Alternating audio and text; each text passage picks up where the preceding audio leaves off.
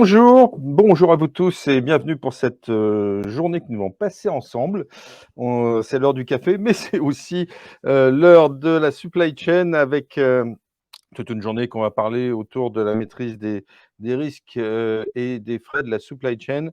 Une journée qu'on organise maintenant chaque année, ce qui est devenu un rendez-vous habituel de votre magazine Classe Export. On en est ravis, vous tous. Vous êtes plus de 300 aujourd'hui, donc vraiment, c'est gros succès. Je vous rappelle qu'au mois de février, on a généralement un rendez-vous physique, ce coup-là, autour de toujours la douane et de la supply chain. Et au mois de juillet, on a un rendez-vous plutôt digital, ce qui nous permet d'être, peut-être plus nombreux d'ailleurs, ou en tout cas de pouvoir, pour vous tous, avoir une petite, formation, parce que je pense que c'est un peu ça comment on va résumer, cette journée, avec, une première partie autour des incoterms. Heu, alors on a appelé ça, alors c'est pas très heureux j'avoue, mais bon, on a appelé ça les incoterms pour les nuls.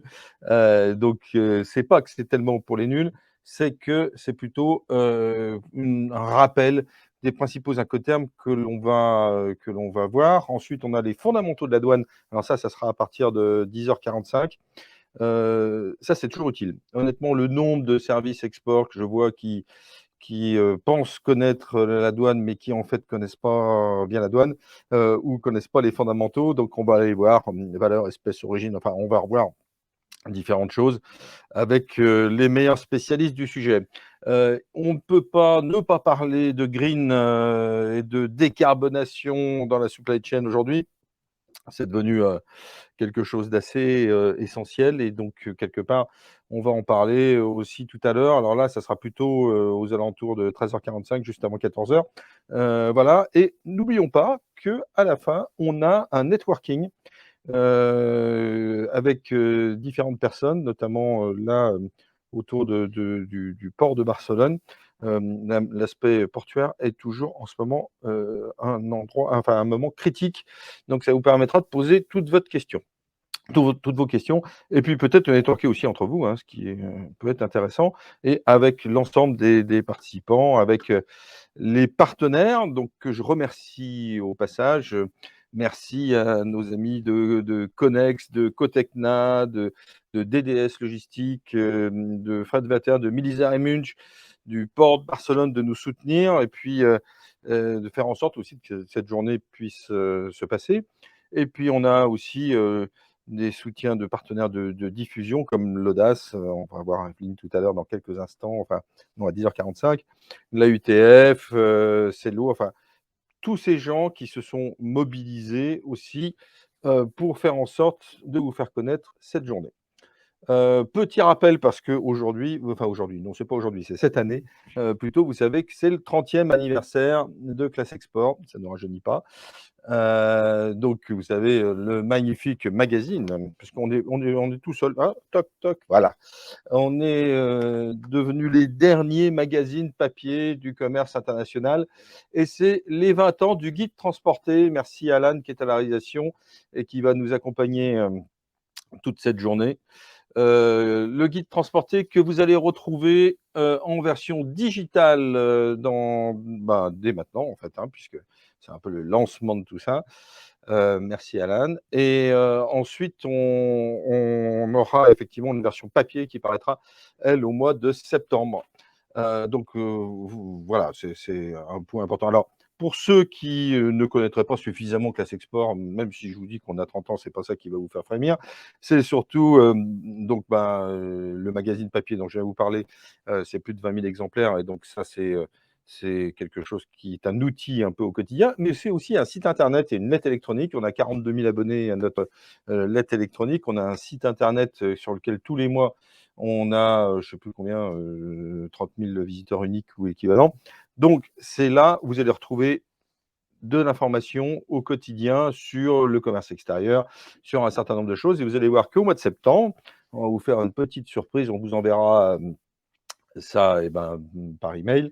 On va formaliser une communauté autour du transport, de la logistique et de la supply chain parce que c'est un peu une des marques de fabrique, de notre magazine. On est non pas des spécialistes, parce que les spécialistes, c'est ceux qui vont intervenir aujourd'hui, mais quand même, on est des grands diffuseurs de la maîtrise des techniques du commerce international, et notamment en transport, en logistique, en douane, et donc sur lequel cette communauté auquel vous pourrez vous abonner à un prix qui sera extrêmement modique, du style de 89 € par an, pour échanger entre vous, pour avoir des informations un petit peu exclusives, pour trouver des prestataires ou solutionner des problèmes à des moments, et je pense que ça nous arrive tous, où d'un seul coup on se retrouve en panne, où on se retrouve bloqué, où on se retrouve, j'allais dire, en ne sachant pas en fait comment se sortir d'une situation.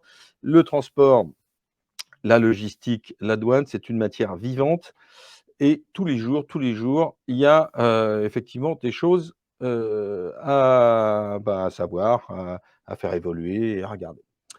Voilà pour cette introduction autour de Classe Export. Merci en tout cas de nous suivre, et on va commencer dès maintenant par la conférence sur les Incoterms avec des intervenants que je vais vous présenter. Donc, je vais vous présenter Jean-Michel Poncet de Militzer. Bonjour Bonjour Jean-Michel. Marc. Bonjour, bonjour. Présente-toi en 2 minutes, comme ça les gens te connaîtront. Donc, Jean-Michel Poncet, je suis directeur douane au sein de la société Militzer et Munch, basé moi ici à Lyon. Mais bon, j'interviens partout en France puisque la société Militzer et Munch, spécialiste sur le Maghreb, sur le transport sur le Maghreb, a différentes agences réparties partout sur le territoire. Et nous expédions tous les jours, ou nous recevons tous les jours pour nos clients de la marchandise. Et moi, je gère tout le service douane. Voilà, donc Jean-Michel va nous expliquer un peu la base. Et Jean-Michel fait beaucoup de formations aussi, et donc quelque part, ça va nous permettre d'avoir un des grands spécialistes du sujet. Dominique Materne du Port d'Anvers. Bonjour. Bonjour. Bonjour Marc. Bonjour Jean-Michel. Bonjour Marc. Présentez-vous 2 secondes, Dominique. Donc, je représente le port d'Anvers en France. Je suis basé à Strasbourg, et ça fait maintenant 4 ans que je travaille pour l'autorité du port d'Anvers. Avant, j'étais nombreuses années chez différents transitaires pour notamment les importations d'Extrême-Orient, beaucoup en contact avec les clients français. Merci. Et enfin, Luciana Garcia Castellano. Bonjour Luciana. Bonjour à tous. Bonjour, merci de m'accueillir aujourd'hui. Je suis Luciana, je suis responsable de développement commercial pour la société Cotecna Inspection France. Donc, c'est un organisme qui s'occupe de vérifier la conformité notamment des marchandises à l'export. Donc, quand il y a une réglementation obligatoire, donc on accompagne les exportateurs, on les aide à obtenir les fameux certificats nécessaires pour certains pays. Donc voilà, je serais ravie de participer, je suis ravie d'être là et ravie de participer avec vous à cette session. Eh bien, merci à vous tous, et merci à ceux qui nous écoutent. Je bois un café de santé. On va commencer tout de suite par les Incoterms et par la façon de savoir les utiliser, parce que en fait, le problème, c'est qu'on en parle beaucoup des Incoterms. C'est quoi d'ailleurs, Jean-Michel, les Incoterms? Les Incoterms, c'est un titre qui a été émis en 1936 par la Chambre de commerce internationale, qui veut fixer l'ensemble des obligations, que ce soit pour le vendeur ou pour l'acheteur, et la répartition des coûts, la répartition des risques lorsqu'il y a un échange de marchandises. Donc, ce qui est intéressant de savoir au niveau des Incoterms, c'est qu'ils ont été fixés en 1938 par la Chambre de commerce internationale, mais il n'y a pas de cadre législatif. C'est-à-dire qu'aucun pays ne les a repris, il n'y a aucune instance internationale ou nationale qui a posé un cadre législatif. Donc ça, je pense qu'on y reviendra tout au long de notre réunion, parce que c'est très, très important à bien comprendre qu'on peut faire un peu tout ce que l'on veut. Il n'y a pas d'obligation de les utiliser, mais ils sont vivement conseillés. Mais si vous travaillez, par exemple, à l'international avec un client ou avec un fournisseur, et que celui-ci vous dit non, moi je ne veux pas travailler avec un Incoterm, je n'utilise pas les Incoterms, rien ne vous obligera à lui dire, mais si, il faut travailler avec les Incoterms. Donc ça, c'est quand même une particularité. Je pense qu'il faut bien avoir ça à l'esprit parce que c'est vrai qu'on vit dans un monde mondialisé, dans une économie mondialisée où tout est légiféré. Mais là, les Incoterms, même s'ils sont extrêmement importants, même s'ils sont toujours importants, ils ne sont pas légiférés. C'est donc une pratique, c'est pas, je veux dire, c'est l'ICC, hein, c'est ça qui édite les règles, l'International Chamber of Commerce, qui est quand même un organisme représentatif dans le sens où il y a pratiquement tous les pays du monde qui sont représentés dans l'ICC, mais effectivement, ce n'est pas quelque chose de légiféré, donc c'est des usages qui sont formalisés autour de règles qu'on utilise. Alors, d'ailleurs, les incoterms ne sont pas tout à fait le même sens, parce que quand on parle de FOB aux États-Unis et quand on parle de FOB en Europe, ça n'a pas toujours la même signification. Donc, complètement. Oui, complètement. Et là, je pense que si on parle de FOB, Dominique sera mieux placé que moi encore pour en parler. Mais c'est vrai que suivant les pays, suivant la lecture, suivant les cultures un peu, on s'aperçoit, nous par exemple en étant français, on a une lecture complètement différente du DDP par rapport aux Suisses ou par rapport aux anglo-saxons comme l'Angleterre ou comme l'Allemagne même. Donc ça, on y reviendra peut-être après. Et ça, c'est important à bien avoir ça à l'esprit parce que ça peut poser des problèmes, ça peut poser quelques pièges. C'est très particulier, oui. Oui, tout à fait. Alors, la chose aussi importante, parce que beaucoup de gens confondent, c'est que Incoterms et transfert de propriété de la marchandise n'ont rien à voir. Absolument. C'est deux parties totalement différentes. Complètement. Alors c'est vrai, comme tu le dis, la majorité des entreprises, enfin beaucoup d'entreprises, beaucoup de personnes pensent que, par exemple, si je travaille en Xworks, je pose ma marchandise je vends une marchandise Xworks, je la pose devant ma porte, dès qu'elle est prise en charge par l'acheteur, voilà, il y a eu un transfert de propriété. Absolument pas. L'Incoterm ne régit absolument pas le transfert de propriété ni n'importe quel autre droit de propriété. Ça, c'est très, très clair. C'est quelque chose qui est géré par le contrat. Tout à fait. C'est le contrat qui gère ça. Oui. Okay. Donc, dans votre contrat, vous avez des clauses de transfert de propriété qui indiquent à quel moment votre acheteur va rentrer en propriété ou vous allez rentrer dans la propriété de la marchandise, mais c'est en aucun cas l'Incoterm qui va le définir. Peut-être Alain a affiché un petit schéma des Incoterms pour simplement visualiser. Voilà, donc les Incoterms, ça, Jean-Michel, ça règle quoi? Ça règle la partie frais et la partie risque. Et on a plusieurs familles. Hein. Si on a des Incoterms qui sont maritimes, on a des Incoterms en E, en F, en C, en D. Donc, tu vas nous expliquer un peu tout ça. Mais l'Incoterm régit quoi exactement? Est-ce que tu peux déjà nous reposer un peu la définition de la présentation générale des Incoterms? Donc oui, alors on a plusieurs sortes d'Incoterms, comme tu l'as dit. Là, on le voit très bien sur le tableau, puisqu'on a les premiers Incoterms qui sont des maritimes, FAS, FOB, CFR, CIF. Donc là, c'est des Incoterms uniquement utilisés dans le cadre d'un transport maritime. Et puis autrement, d'autres Incoterms, transport et multimodaux, que l'on retrouve, l'Xworks, FCA, CPT. Donc là, c'est des Incoterms, on va dire, d'usage plus régulier, puisque évidemment, on va les retrouver pour tout ce qui est transport route. L'Incoterm, lui, il va s'occuper il va vraiment nous donner la répartition des obligations de chacun, du vendeur et de l'acheteur.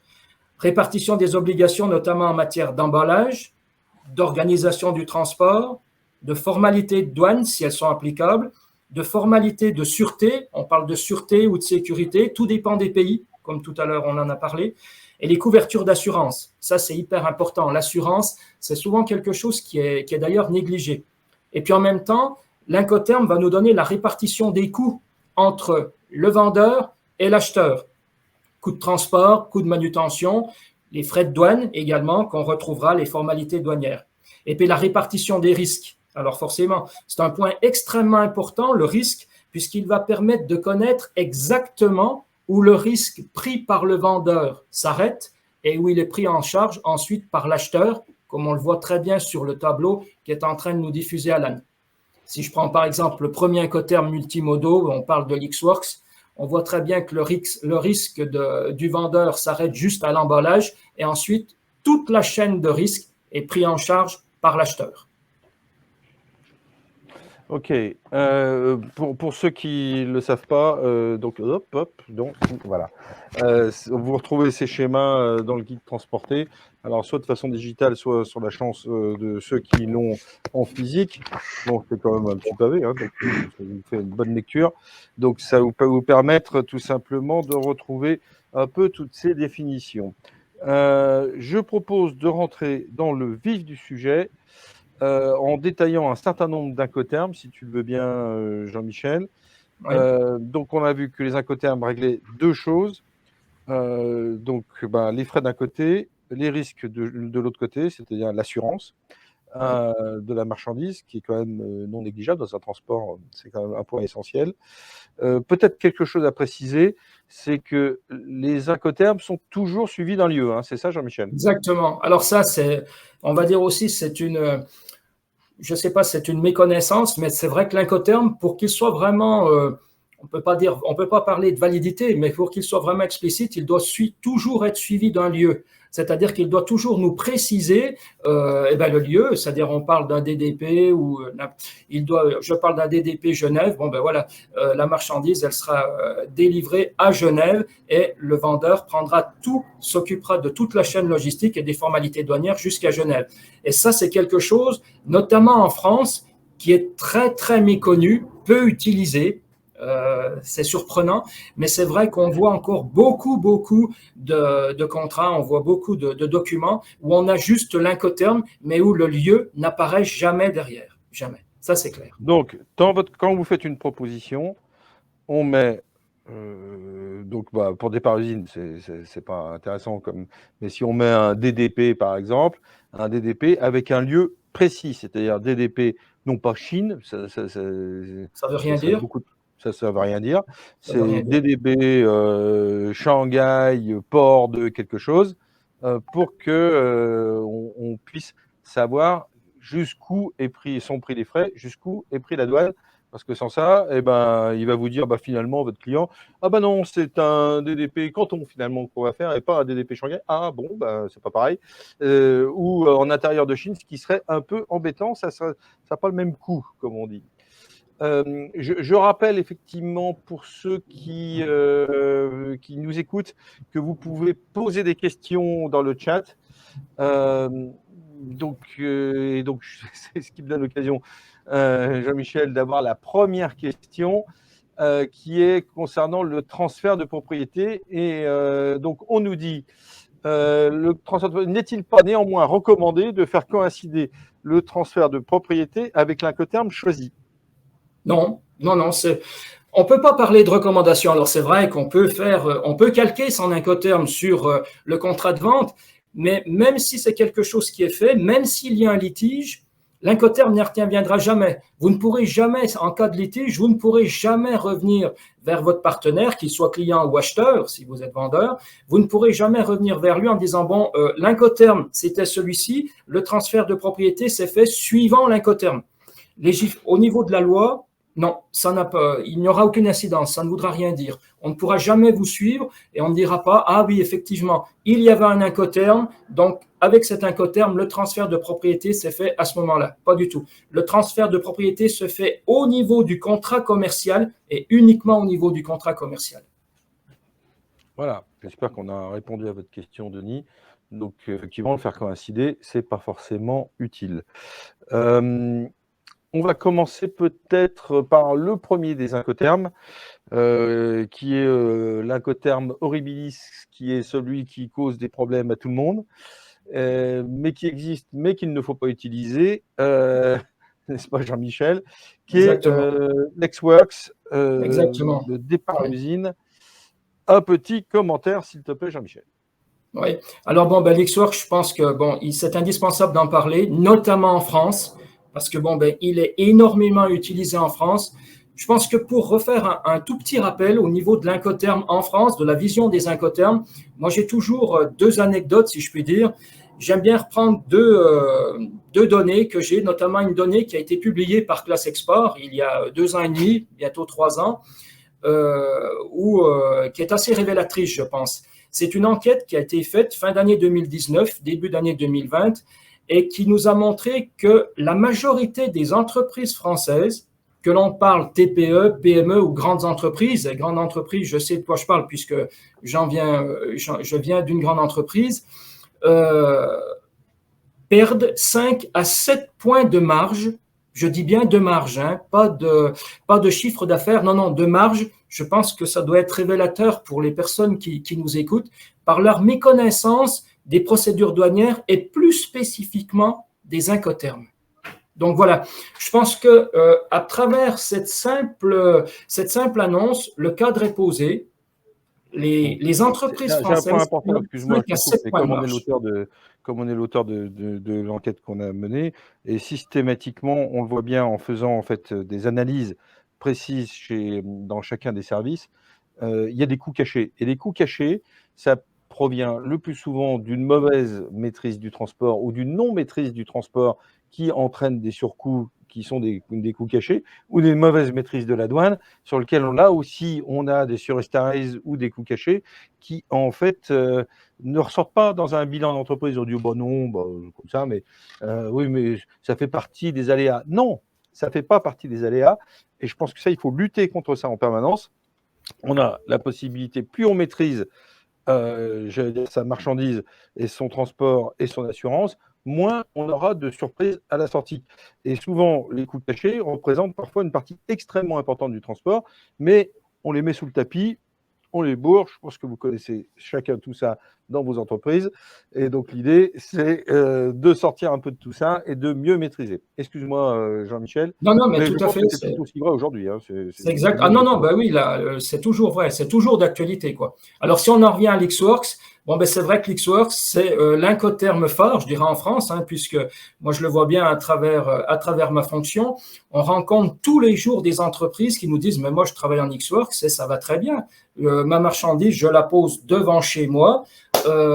J'ai vendu de la marchandise au Mexique, j'ai vendu de la marchandise au Japon. Mon acheteur vient, il s'occupe de tout et moi, je ne gère plus rien. Non, là, c'est une erreur phénoménale, fondamentale. Il faut bien voir les différents points qui vont s'engager là-dessus et qui peuvent être très, très préjudiciables. Déjà, le premier, est-ce que vous pouvez encore vendre en Lixworks maintenant dans un monde de compétition dans lequel on est? Là, il y a une étude qui est sortie il y a très peu de temps, où on montre bien que, par exemple, vous allez être sur un salon à Paris, n'importe où, à Shanghai, et que vous êtes une entreprise française installée en Haute-Savoie, dans le Jura, ou en Corrèze, ou à Paris, et que vous avez un contact avec votre acheteur et vous dites, ben voilà, nous, on ne vend qu'Xworks. OK. Cela veut dire que l'acheteur, lui, s'il est installé à l'autre bout du monde, il va falloir qu'il s'organise aussi bien au niveau français pour pouvoir gérer toute la douane française, mais il va falloir qu'il gère tout le transport. Donc là, il y avait cette étude qui montrait que commercialement, ce n'est quand même pas très judicieux d'arriver maintenant à l'international, je ne dis pas au niveau national, mais à l'international, avec des interlocuteurs qui sont à des milliers de kilomètres, et de dire, écoutez, nous, on vend un produit, on fabrique un produit qui est vraiment exceptionnel, venez, on le met à votre disposition devant notre porte et nous, on ne s'occupe plus de rien, vous gérez tout. Donc ça, c'est le premier point. Est-ce que c'est stratégiquement, commercialement, est-ce que c'est une bonne chose à l'international? Non. Et puis alors, au niveau de la réglementation, si tant est qu'on peut parler de réglementation, Lixworks n'est pas du tout approprié au commerce international et il faut même le bannir. Même s'il existe, c'est vrai qu'il existe, c'est vrai qu'il est là, mais la Chambre de commerce international a publié plusieurs textes pour dire, OK, Lixworks existe, on ne peut pas le négliger, il est toujours là, mais quand on travaille vraiment sur un plan international, quand on travaille avec différents pays, je reprends le Japon, les États-Unis, la Chine, n'importe qui, on ne peut plus se permettre de travailler en Lixworks parce qu'on ne maîtrise pas sa chaîne logistique. Ça, c'est le premier lieu. Et surtout, on prend un très, très gros risque au niveau douanier. Je m'explique. Vous êtes une entreprise française, vous allez exporter de la marchandise sur le Japon, vous faites des machines-outils, vous exportez tout ça sur le Japon et vous les vendez XWorks. Très bien. C'est donc votre acheteur japonais qui s'occupe de tout. Il va venir en France, il va être obligé de faire les formalités douanières françaises à l'export. Il va être obligé de gérer tout le transport et il va gérer les formalités douanières à l'import au Japon. Très bien. En ce qui concerne les formalités douanières à l'export, vous n'avez aucune maîtrise. Donc, rien ne vous prouvera que les formalités douanières à l'export ont bien été faites. Vous n'aurez aucun document, rien du tout. C'est lui qui aura tout géré avec son RDE, représentant douane enregistrée, c'est le nouveau terme qu'on emploie pour citer un transitaire, et son transporteur. Très bien, les choses se passent bien, les choses vont très bien pendant une année, pendant 2 ans, la vie est belle, si je puis dire. Et puis, au bout de 3 ans, la douane arrive chez vous pour un contrôle parce qu'elle voit que vous êtes une entreprise florissante qui vendez vraiment à l'international, vous vendez de très beaux produits, très chers, des machines-outils, n'importe quoi. Et la douane va vous poser une question très simple. Est-ce que vous avez les preuves que votre marchandise a bien quitté le territoire? Alors, forcément, puisque je suis un ancien douanier, je ne l'ai pas dit dans la présentation, puisque c'est une expérience que j'ai déjà vécue, le chef d'entreprise qui est en face de la douane va répondre, ben évidemment, j'ai des preuves, j'ai mes factures. Et il va sortir toutes les factures. Oui, mais là, il y a un petit problème, c'est que la facture ne prouve pas à l'État français, à l'administration fiscale, que votre marchandise a bien quitté le territoire. Et ça c'est un point hyper important. Le nombre de contrôles qu'il y a du point de vue douanier sur lequel, en fait, on vous demande la preuve de sortie du territoire que vous êtes incapable de faire ressortir, c'est extrêmement important. Donc, ça peut vous coûter très, très cher. Ensuite, il faut prendre des avocats spécialisés qui vont vous défendre, etc.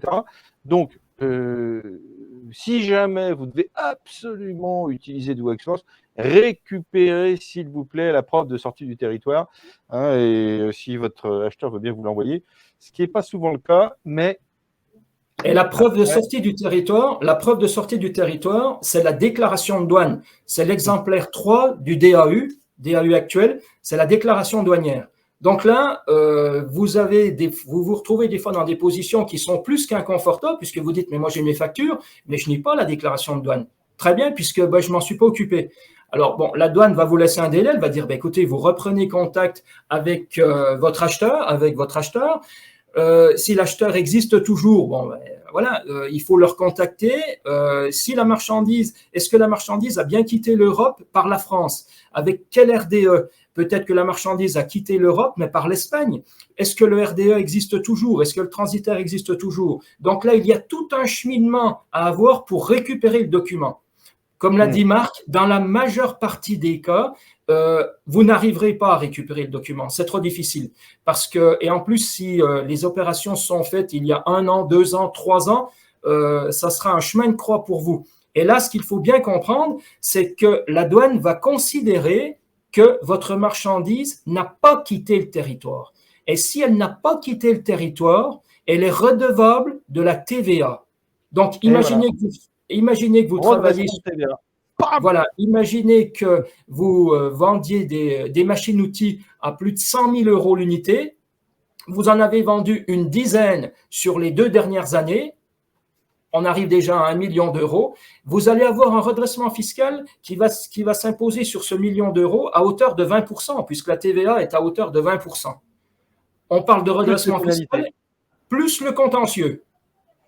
Donc là, c'est vrai que bon, moi j'ai quand même vécu ça au niveau de ma carrière, et j'ai vu des entreprises vraiment être mises en difficulté parce que c'était quelque chose qu'elles avaient complètement négligé, complètement occulté.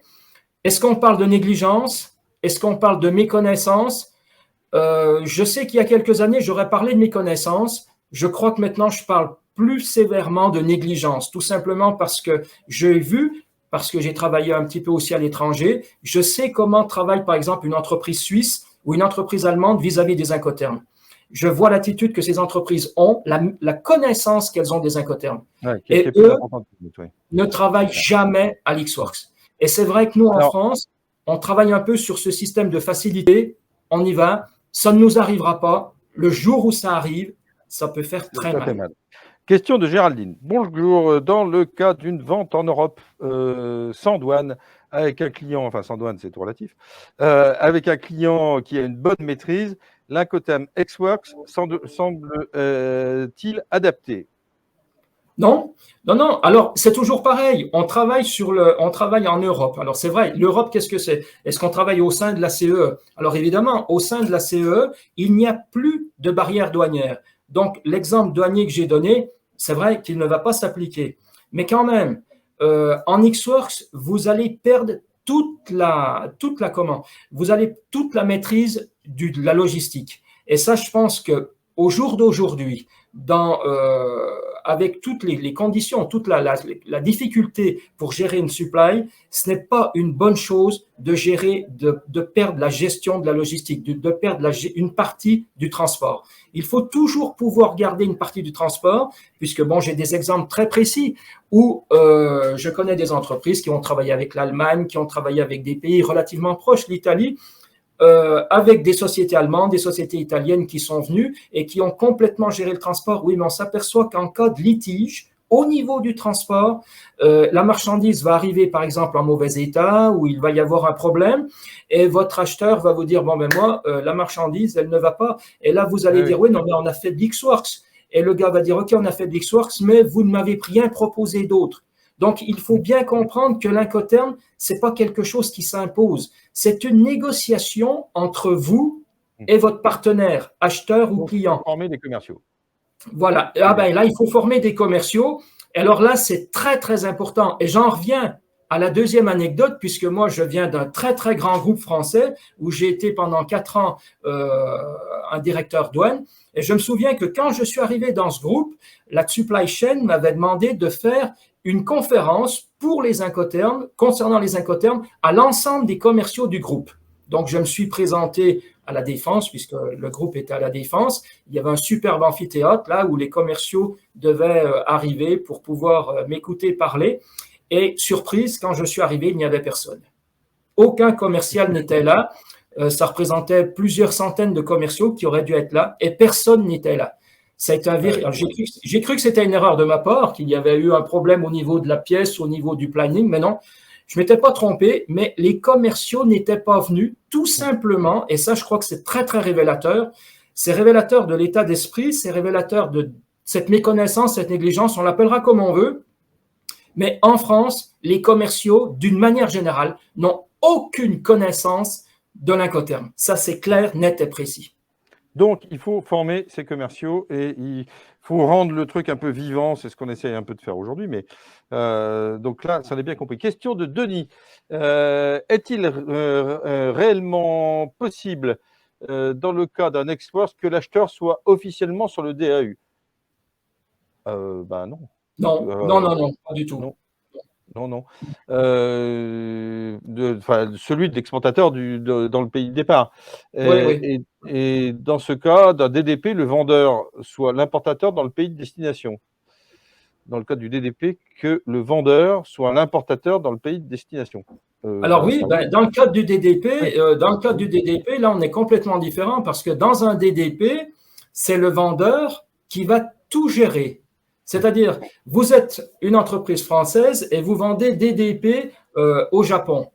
Donc là, vous allez prendre la majorité, vous allez prendre tous les risques, si je puis dire, et vous allez tout gérer. C'est-à-dire que vous allez prendre votre produit, vous allez le mettre dans un camion, dans un transport, lequel que soit, ou dans un bateau, ou dans un avion. Vous allez donc gérer la douane française, les formalités d'export françaises, vous allez gérer tout le transport, et vous allez gérer également les douanes d'arrivée de marchandises dans le pays de destination. Donc là, vous êtes vraiment, c'est vous qui supportez tout.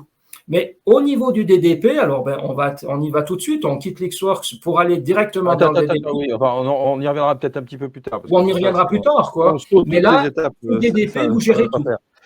Mais on reviendra sur le DDP tout à l'heure, Denis. Donc, c'est dénommé, entre guillemets, que l'acheteur soit officiellement dans le DAU, que l'importateur, que le destinataire soit officiellement le DAU de l'exportateur, non, c'est pas possible puisqu'il n'y a pas de DAU, puisque c'est pas lui qui le maîtrise. Donc, il y a rien à faire de ce côté-là. Donc, qu'est-ce qu'on fait à la place, Jean-Michel? Quel Alors, incoterm on va utiliser si on n'utilise pas le Hexworks? On a compris, on le balaye, il n'y en a plus. Alors bon, je pense qu'à la place, comme je l'ai dit, c'est une négociation. Donc, la chose la meilleure, la plus adaptée, c'est de pouvoir discuter, de tomber sur un compromis avec son partenaire, acheteur ou client, pour qu'il y ait une répartition plus juste des frais et des risques. Ça me paraît la chose la plus sensée. Alors, je sais que ce n'est pas toujours évident. Ce n'est pas toujours évident, tout simplement parce que, prenons l'exemple d'une petite société française qui va travailler avec un grand groupe. On l'a beaucoup vu, notamment l'année dernière avec le Brexit, avec des groupes anglais, des grands groupes anglais, où on a eu affaire à des entreprises françaises type PME, voire des TPE, qui n'ont pas vraiment des points, qui n'ont pas beaucoup qui ne peuvent guère s'imposer auprès des grandes entreprises, et qui nous ont dit, mais nous, on n'a pas tellement le choix, parce que là, on a quand même un marché qui est très, très bien pour nous. Il est à Londres, il est n'importe où. Et notre client londonien nous impose vraiment de s'occuper de tout. Donc, le client londonien voulait que l'entreprise fasse du DDP. OK. Mais vous pouvez très bien aussi, alors ça, le DDP, on y reviendra, mais on peut très bien tomber sur un client, vous pouvez très bien tomber sur un prestataire qui va comprendre la logique que vous lui imposez, enfin, que vous cherchez à avoir avec lui, en disant, bon, on va partager les frais, donc on va pouvoir travailler mieux sur un incoterm type DAP, Delivered at Place, c'est-à-dire que vous êtes l'entreprise française qui exportait la marchandise sur le Japon, les États-Unis, vous prenez en charge une partie du transport, par exemple, jusqu'au Havre, avec les formalités de douane export, comme ça vous maîtrisez une partie du transport français, on peut dire, vous maîtrisez surtout toute cette formalité douanière export, puisque là, c'est vous qui allez gérer avec un RDE, ou tout seul, si vous avez une procédure douane, vous allez gérer toute votre formalité export, comme ça, en cas de contrôle, vous avez vos documents, et puis Alain, ensuite… tu peux remettre le schéma, s'il te plaît, comme ça on verra bien. Le schéma risque, voilà, ou frais, c'est pareil. Voilà, ok. c'est pareil. Non, alors plutôt. Donc, je parlais du DAP. Ouais. Le DAP, on le voit très bien. On le voit très bien au niveau là. Vous gérez les frais au niveau du transport principal. Et là, vous avez quand même vous avez scindé les frais et les risques plus ou moins en deux. Chacun a pris une partie. Vous avez gardé la maîtrise de l'export, de vos formalités export. Et là, ça me paraît beaucoup plus adéquat, ça me paraît beaucoup meilleur, c'est beaucoup mieux pour vous. Et comme ça, vous avez surtout ce document fondamental qui pourra prouver que votre marchandise a bien quitté le territoire. Oui, alors après ça, on peut faire aussi, si on veut vraiment vendre au départ, parce que on peut faire du FCA. Alors, c'est vrai que le FCA, on va dire que c'est la première solution à Lixworks. C'est-à-dire que vous vendez FCA, donc là on le voit sur le schéma, on le voit beaucoup, on en voit beaucoup des FCA. Donc vous maîtrisez aussi cette partie de transport, vous maîtrisez surtout, et j'y reviendrai tout le temps, parce que même si ça peut paraître un peu rengaine, je m'excuse du terme, mais vous maîtrisez tout le temps cet export, cette formalité export et cette preuve que votre marchandise a bien quitté le territoire. D'autant plus que je reviens sur un point. Depuis le 1er janvier 2022, la douane ne gère plus la TVA. Avec l'autoliquidation de la TVA maintenant est passée au ministère des Finances, à la DGFiP. Donc, c'est-à-dire que ce sont les impôts qui gèrent directement la TVA. Donc, on peut très bien imaginer que les entreprises que vous êtes, dans les mois qui viennent, dans les années qui viennent, puissent avoir un contrôleur des impôts, non pas un contrôleur des douanes, mais un contrôleur des impôts qui vienne vous voir pour un règlement fiscal, pour un contrôle fiscal global sur lequel il va s'intéresser à toutes vos exportations. Donc là, il faut bien voir que vous avez, depuis le 1er janvier 2022, changé d'interlocuteur. Vous n'aurez plus des douaniers en face de vous. Vous aurez des impôts, des contrôleurs des impôts qui connaissent déjà mieux votre société que les douaniers. Oui, très, très différent. Alors, le FCA, si on reprend notre petit schéma, le FCA, il va nous permettre de faire la déclaration en douane, en fait, export. Oui, on va dire que le FCA, il résout les difficultés de Lixworks sur le plan douanier. et à propos du chargement sur le moyen de transport. Alors c'est vrai que le FCA, il est peu utilisé. Nous, on le voit quand même beaucoup au niveau de notre société, chez Militzer et Munch, mais c'est vrai que d'une manière globale, j'aurais envie de dire que les entreprises françaises qui sont friandes de Lixworks devraient se tourner vers le FCA parce qu'il peut résoudre déjà pas mal de problèmes et il n'est pas très contraignant. On le voit bien au niveau de la répartition des frais. Il permet de gérer tout ce qui est chargement, tout ce qui est formalité export. Et là, c'est déjà très bien. Et là, vous avez déjà quand même une garantie pour vous. Et c'est vrai que pour l'instant, on ne le voit pas. C'est ce que disait Lucia là, dans une question là, qui disait oui, l'autre problème du export, c'est le chargement de la marchandise qui incombe à l'acheteur dans le cadre d'une exposition supérieure ou égale à 3 tonnes en France, sauf convention contraire, c'est l'expéditeur qui en a la charge. Donc le vendeur. Donc selon la CMR, ça peut engendrer des litiges. Ben oui, c'est bien pour ça que le FCA, par contre, est beaucoup plus. Alors, dans le FCA, le chargement, ça, c'est à la charge du vendeur. Hein. Exactement, exactement. Ouais. Donc ça, c'est clair. Le chargement sur le premier moyen de transport, tout à fait. Ouais. Ok. Voilà. Donc, utilisons plutôt du FCA, si possible, si on peut. Moi, je pourrais dire, oui, la première utilisation, de Lixworks, on ne devrait plus en voir. Mais on en voit encore beaucoup trop, c'est incroyable. On ne voit, j'ai envie de dire, nous, par exemple, on a des dossiers, je n'ai pas le pourcentage exact puisqu'on a essayé de regarder, mais je suis à peu près certain que encore l'année dernière, on était à plus de 60% de dossiers en Lixworks. Hein. Oui. Ouais. Et malgré tout ce que l'on peut faire en termes de pédagogie, en termes de connaissances, non, on a des clients, écoutez, non, on ne va pas. Ou alors vous avez des clients qui disent non, moi je travaille à l'international, mais c'est vraiment épisodique, c'est du one shot, donc je ne veux pas m'embêter. Écoutez, j'ai pas négocié, je connais pas. Ça m'a paru beaucoup plus simple pour moi de faire de Lixworks. On m'a conseillé de Lixworks. C'est un petit peu l'histoire qui a vu l'ours, qui a là. Hein, bon, on m'a conseillé. Qui vous a conseillé? Ah ben je ne sais plus. Je m'étais renseigné à droite à gauche. et puis voilà quoi. Donc non. Okay. Alors on a un petit peu progressé. Donc l'équivalent du FCA. Alors on a 3 familles à terme. Hein, donc les F, les C, les D. Tu vas nous définir à quoi ça sert. Et dans CFCCD, on a des incoterms multimodaux qui sont valides pour tous les types de transport et des incoterms spécifiquement maritimes. Et uniquement maritimes. Maritime, enfin, honnêtement, à quoi ça sert d'utiliser des incoterms spécifiquement maritimes quand on a des incoterms multimodaux? C'est-à-dire que là, il faut bien voir qu'on parle de l'international. Hein. Donc l'international, il faut aller aux États-Unis, il faut aller au Japon. Comment on y va?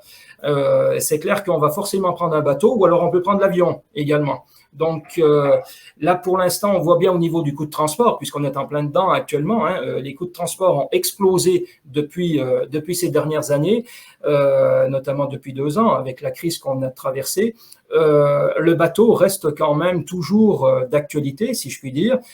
On voit bien le développement des ports belges, Anvers, Le Havre, enfin le port français du Havre et tout ça. Donc il était nécessaire de pouvoir travailler sur des incoterms maritimes, type le FOB ou des choses comme ça, quoi. Et donc là, Dominique peut peut-être intervenir plus à même que moi. Dominique,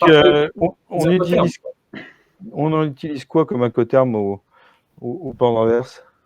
La plupart aujourd'hui, c'est en FOB et en coût et fret. Sur l'export et l'import, qui sont certainement les incoterms qui sont le plus utilisés. Pour les Dominique, c'est plus le conteneur. Hein, vous faites beaucoup de conteneurs, hein, c'est ça? Oui, beaucoup essentiellement des conteneurs aujourd'hui. On a vu un développement ces dernières années du conteneur de façon régulière. Même si avec la crise, on a vu partir quelques flux, retourner vers du conventionnel. On pense notamment, par exemple, au grume, par exemple. Mais le conteneur reste toujours encore un moteur du port d'Anvers. Bruges, voilà. Alors, donc, pour vous, on utilise plutôt du FOB au départ à l'exportation, c'est ça? Et du coup, tu es fait à l'importation? Alors, c'est vrai et faux. Pourquoi? Parce que la crise et le fait que les taux de fret ont évolué d'une façon exponentielle, voilà, x3, x4, a fait changer l'attitude, notamment des importateurs. Si avant ils achetaient FOB Shanghai et maîtrisaient le fret, aujourd'hui ils prennent contact avec le fournisseur, vérifient quels sont les taux de fret au départ, quelles sont les disponibilités, quels sont les free time, et en fonction des possibilités du fournisseur, ils vont à ce moment-là acheter le fret auprès du fournisseur et donc faire du coûté fret à la place de FOB. Donc, on voit un transfert de FOB vers du coûté fret à l'importation. Bon, c'est une tendance. Est-ce que ça va rester? On verra, parce que l'année prochaine, il y a quand même une trentaine de nouveaux navires porte-conteneurs très haute capacité. On parle de 24 000 TEU qui vont arriver sur le marché. Alors que cette année, il n'y en a que 3 qui arrivent sur toute la flotte, sur toute l'année. Oui. L'année prochaine, 30 navires. Et on peut quand même... Il y a un espoir, oui, exact. Donc, on peut s'attendre à un nouvel équilibre entre l'offre et la demande. Et c'est une bonne nouvelle, ça. On peut s'attendre à un meilleur tarif, à de meilleurs tarifs, notamment sur l'axe Asie-Europe. Patricia demande, pouvez-vous nous parler du lieu de transfert de risque dans le cadre du FOB Anvers? Alors, le lieu de transfert de risque, FOB Anvers, c'est le même FOB, que ce soit Le Havre, Rotterdam ou un autre port. Le FOB Anvers, c'est exactement le même. C'est le passage du bastingage. Donc là, il n'y a pas de changement. C'est exactement le même. Peut-être qu'elle fait référence. Peut-être reprendre 2 minutes. Jean-Michel, cette histoire de bastingage, ça me fait toujours rire. Parce qu'en fait, c'est au moment où la grue passe le bastingage du navire, c'est très théorique, ça me fait beaucoup rire. Voilà, bon, disons qu'on va dire, je pense que Dominique sera d'accord avec moi, mais si on reprend un tableau classique au niveau d'un FOB, le transfert de risque, il se fait à partir du moment où la marchandise est mise à bord. C'est-à-dire que le vendeur, il va être responsable de sa marchandise jusqu'à ce que la marchandise arrive sur le bateau. Voilà. Et ça, c'est vrai partout. Comme l'a dit Dominique, il n'y a pas une différence entre le port d'Anvers, le port de Marseille, le port du Havre ou le port de Shanghai. Logiquement, c'est vrai partout. Alors, Patricia doute, hein. Oui, non, mais bon. Alors là, c'est toujours pareil, quoi. Sans arrimage, avec arrimage, il y a des pratiques. Oui, alors là, bon, là, on peut... Évidemment, on en revient un petit peu à ce que j'ai dit au début, quoi, à ce que l'on a dit au début tout à l'heure, Marc. C'est-à-dire qu'il n'y a rien de figé au niveau des incoterms. Vous pouvez très bien avoir des variantes. Alors, les variantes, ce n'est pas une bonne chose, mais elles existent quand même, quoi. Donc là, quand vous discutez, admettons que vous alliez travailler en Chine, que vous travaillez avec un partenaire chinois, que vous achetiez votre marchandise en Chine et que vous fassiez du FOB Shanghai, il faut bien avoir à l'esprit, logiquement, qu'est-ce que veut dire du FOB Shanghai et jusqu'où la prise de risque va se faire pour votre vendeur et où la prise de risque va se faire pour vous. Et là, je pense que c'est important de bien connaître l'Incoterm, d'avoir le petit document qu'on a tous. Là, par exemple, moi, il est sur mon bureau. Voilà, j'ai un guide des Incoterms. C'était quelque chose du port de Barcelone, le mien, justement, ou alors j'ai le guide des Incoterms de Militzer et Munch. Je pense que c'est important de l'avoir. Et puis, quand on négocie avec son partenaire, qu'il soit acheteur ou client, de bien pouvoir se mettre d'accord. C'est-à-dire que vous allez avoir en face de vous un partenaire chinois, lui, vous allez parler de FOB Shanghai, est-ce que vous serez bien d'accord? Est-ce que vous serez bien en adéquation avec lui? Ou alors lui, il va peut-être vous dire, ben moi, ma marchandise, elle part d'ici, la mise à bord, elle se fait comme ça, comme ça. Donc, il faut bien garder à l'esprit qu'il n'y a rien de figé. C'est une négociation, vous avez un cadre qui a été fixé. Est-ce que ce cadre, tel qu'il vous est proposé en Chine, Anvers ou n'importe où, correspond bien à ce qui était écrit au niveau de tous ces petits bouquins que l'on a, quoi. Et c'est ça qui est important. Parce que vous pouvez très bien imaginer des usages en Chine ou je ne sais pas, n'importe où on va vous dire, ah ben moi du FOB, la marchandise elle arrive, je le pose juste à quel, hein, parce que la grue elle peut pas aller plus loin, parce qu'elle ne peut pas mettre la marchandise sur le bateau, donc je considère que c'est bon. Et tout ça, c'est des choses qu'il faut vérifier. Et donc là, eh ben c'est vrai qu'on a tout le temps on peut tout le temps avoir des mauvaises surprises. Moi, j'ai rencontré récemment des entreprises qui se sont fait, alors est-ce qu'on peut dire piéger? Je ne sais pas, sur du FOB Shanghai, tout simplement parce que la marchandise est arrivée à quai. Et je ne sais pas trop pourquoi. Là, j'ai pas eu le fin mot de l'histoire. La marchandise n'a pas été mise à bord du bateau. Qu'est-ce qui s'est passé exactement? Alors, est-ce que vous devez être sur place? C'est là qu'on voit toute la complexité aussi. Parce que c'est très bien d'aller acheter en Chine, tout ça, mais bon, il faut peut-être bien avoir à l'esprit, bien pouvoir étudier la chaîne logistique, par où va passer votre marchandise, par qui elle est prise en charge, comment elle monte sur le bateau et tout, quoi. Et ça, c'est difficile quand même. Petit commentaire de Dominique. Oui, effectivement. Je pensais à une chose, puisque la dame elle voulait savoir à propos du FOB. Alors, quand on est sur du conteneur, c'est exactement le même FOB partout. D'accord?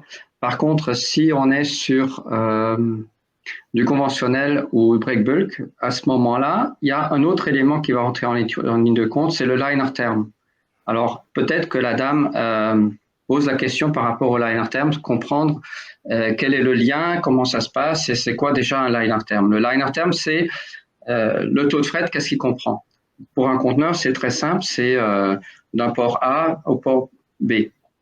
Le liner term sur du conventionnel, c'est un peu différent parce que la compagnie maritime peut, dans certains cas, inclure ou bien le chargement au départ ou bien le chargement le déchargement à l'arrivée. Donc, il y a des liner terms qui sont applicables, ils sont différents et peut-être, et du coup, le FOB va intervenir et elle va dire, mais attention, moi j'ai payé FOB, donc je dois payer le chargement, mais le liner term, la compagnie maritime inclut, c'est un LIFO ou un LOLO ou quelque chose comme ça, de cet ordre-là. Et peut-être dans ce cas-là, ça va être différent, mais le liner term va être défini par la compagnie maritime, le FOB ou l'Incoterm, par son contrat de vente, avec sa négociation avec son client. Mais les deux n'ont rien à voir avec les uns et les autres. Ensuite, les pratiques sont les mêmes, quel que soit les ports. Hein. Ça, c'est pareil. Ok, donc c'est plutôt les liner terms qui vont changer en fonction notamment. Pour ce qui est du conteneur, ça ne change pas, donc visiblement, donc c'est pas ça qui va être modifié en fonction du port. Mais par contre, effectivement, quand on a du vrac ou quand on a du fret conventionnel, ça peut être différent. Quel est le risque d'utiliser, quand on fait du conteneur, un incoterm maritime par rapport à un incoterm multimodal? Est-ce que on a quelque part, ça c'est, je résume la question de Thierry qui dit quels sont les risques d'utiliser les FOB et CFR si les produits sont en conteneur. Pourquoi utiliser un incoterm spécifiquement maritime quand on est en conteneur? Est-ce que ça vaut le coup? Est-ce que ça vaut pas le coup? Ou est-ce qu'il faut mieux utiliser un multimodal classique? Non, le fait d'être en conteneur n'a pas une incidence spécifique sur l'Incoterm. C'est pas là l'Incoterm, lui, vous allez déterminer tout, le transport, tout ça, mais le fait de passer en Incoterm ne va pas prévaloir sur le fait qu'il faut prendre tel ou tel. C'est pas parce que vous travaillez en conteneur que vous allez travailler avec tel ou tel Incoterm. Non. Ok. On reviendra sur ce que disait Dominique, que je lui demanderai peut-être de développer tout à l'heure. Ce que je voudrais déjà, c'est qu'on remette peut-être le schéma, Alan, notamment au niveau des frais, pour qu'on progresse un tout petit peu. Donc là, on était passé FCA, FOB, et après on a deux catégories qui sont les incoterms C et les incoterms D. Est-ce que tu peux nous redétailler ça, s'il te plaît, Jean-Michel?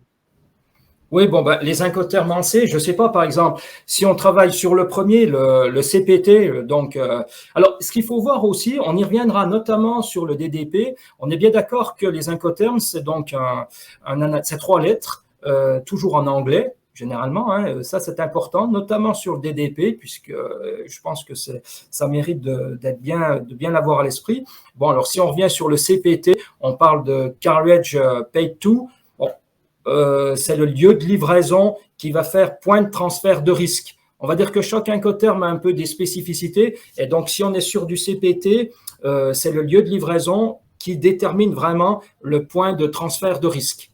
Bon, cela signifie en gros que le lieu ou l'endroit qui doit être précisé, auquel les marchandises sont livrées, c'est là qu'il y a un transfert de risque entre le vendeur et l'acheteur. Donc, Donc, voilà. prenons un Chaque exemple. incoterm Prenons a un un peu exemple en CPT.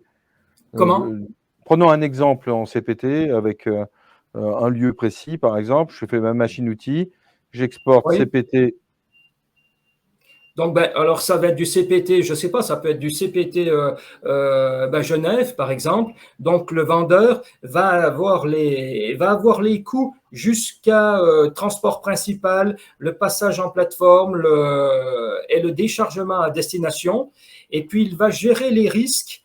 C'est un petit peu particulier parce qu'il va gérer les risques avec la formalité de douane-export et les procédures de sortie. Et ensuite, ben, c'est tout, quoi. Le vendeur, là, Alan, tu peux nous mettre il gère le les schéma sur coûts les risques, s'il te plaît? plus loin. L'autre schéma, voilà. Voilà. Donc, Donc là, CPT comme CIP, oui, on le voit très bien. en termes de risque, on ne s'assure pas. Enfin, qu'est-ce qu'on fait là? Parce que c'est bizarre comme incoterm. Non, ben, le CPT, en termes de risque, on voit qu'il est c'est un petit peu particulier parce que il a le chargement, le vendeur a la responsabilité du chargement sur le moyen de transport, de la formalité de douane, et après, toute la chaîne de risque revient à l'acheteur. OK? D'accord. Le Donc, CPT, c'est quelque chose, il est peu utilisé. Hein, c'est pas, on le voit peu. Moi, je trouve qu'il est un petit peu, il peut être un peu compliqué, notamment quand on fait de la vente. C'est pas quelque chose que je vais recommander. Il existe, mais c'est toujours pareil. On en revient toujours à cette notion de négociation où vous pouvez très bien avoir en face de vous un partenaire, client ou fournisseur qui a l'habitude, parce qu'on s'aperçoit que c'est souvent des us et des usages, hein, des habitudes où les gens travaillent avec tel ou tel incoterm. Et des fois, je le déconseille pas particulièrement, mais je trouve que pour une entreprise française qui fait de la vente à l'international, le CPT est pas pour moi le plus approprié. là, Patricia a dit en CPT, le problème est de déterminer le point de livraison au départ. Beaucoup de Exactement. confusion avec le lieu de destination. Avec le lieu de destination, on va dire que s'il y a une analyse critique à faire sur le CPT et où on voit où pas mal de gens vont avoir des soucis, c'est qu'il y a c'est qu'il ne faut pas surtout pas confondre tout ce qui est lieu de livraison, le lieu de livraison avec le lieu de destination. Quand on vend une marchandise, il faut bien comprendre que la marchandise, elle va à un point, mais elle va déjà à un point final. Vous vendez une marchandise sur Genève, vous faites de la machine-outil, vous la vendez sur Genève, très bien. Mais peut-être qu'avant, elle va déjà avoir un premier lieu de livraison qui va être en frontière suisse, Ferney-Voltaire ou je ne sais pas. Et il ne faut pas confondre donc ce premier lieu de livraison où il peut déjà des fois y avoir une rupture de charge et avec le lieu de destination final où la marchandise sera réellement utilisée. OK. Donc, Alan, si tu nous remets le schéma des frais, donc on a CPT, CIP qui sont tout mode de transport, voilà. Et on a l'équivalent en maritime qui est CFR et CIF, sur lequel, par contre, effectivement, on prend en charge les coûts du transport principal. Hein. Donc, ça veut dire que c'est le vendeur qui, lui, Le vendeur, oui. va Le payer. vendeur qui assure en CFR et en CIF, c'est le vendeur qui assure le transport principal. Et ce qui est important, et là on le voit très bien au niveau de la répartition des frais, si on parle de CIF ou si on parle de CIP, il y a l'assurance. Et l'assurance au niveau transport, c'est souvent quelque chose qui est négligé. Et là, sur ces deux incoterms, l'incoterme CIF, si on parle de maritime, ou le CIP, si on parle de multimodal, on voit bien que les frais d'assurance au niveau du transport sont pris par le vendeur. Et ça, on s'en aperçoit tous les jours. L'assurance, c'est quelque chose qui est négligé. C'est quelque chose, on l'oublie, ou alors on ne sait pas, ou alors on ne veut pas la prendre. Et c'est hyper important de pouvoir savoir qui va assurer la marchandise pendant le transport principal. Un transport principal, si on part sur du maritime, c'est un transport principal qui peut durer plusieurs semaines entre la Chine et les différents ports européens. Donc, c'est primordial de pouvoir avoir la connaissance et de pouvoir savoir qui, entre l'acheteur ou le vendeur, a décidé d'assurer la marchandise, parce que il peut se passer n'importe quoi, et si votre marchandise arrive endommagée, si elle n'a pas été assurée, là, il y aura un petit problème. Quand on paye le transport, normalement, on assure la marchandise. Enfin, ça me paraît normalement. On a déjà vu des contrats de transport, où l'assurance va être un peu négligée, ou alors on va prendre une assurance, mais il faut prendre aussi une assurance en fonction de la marchandise qu'on transporte. L'assurance, elle va être complètement différente si vous transportez un petit colis ou alors si vous transportez une machine-outil de plusieurs tonnes.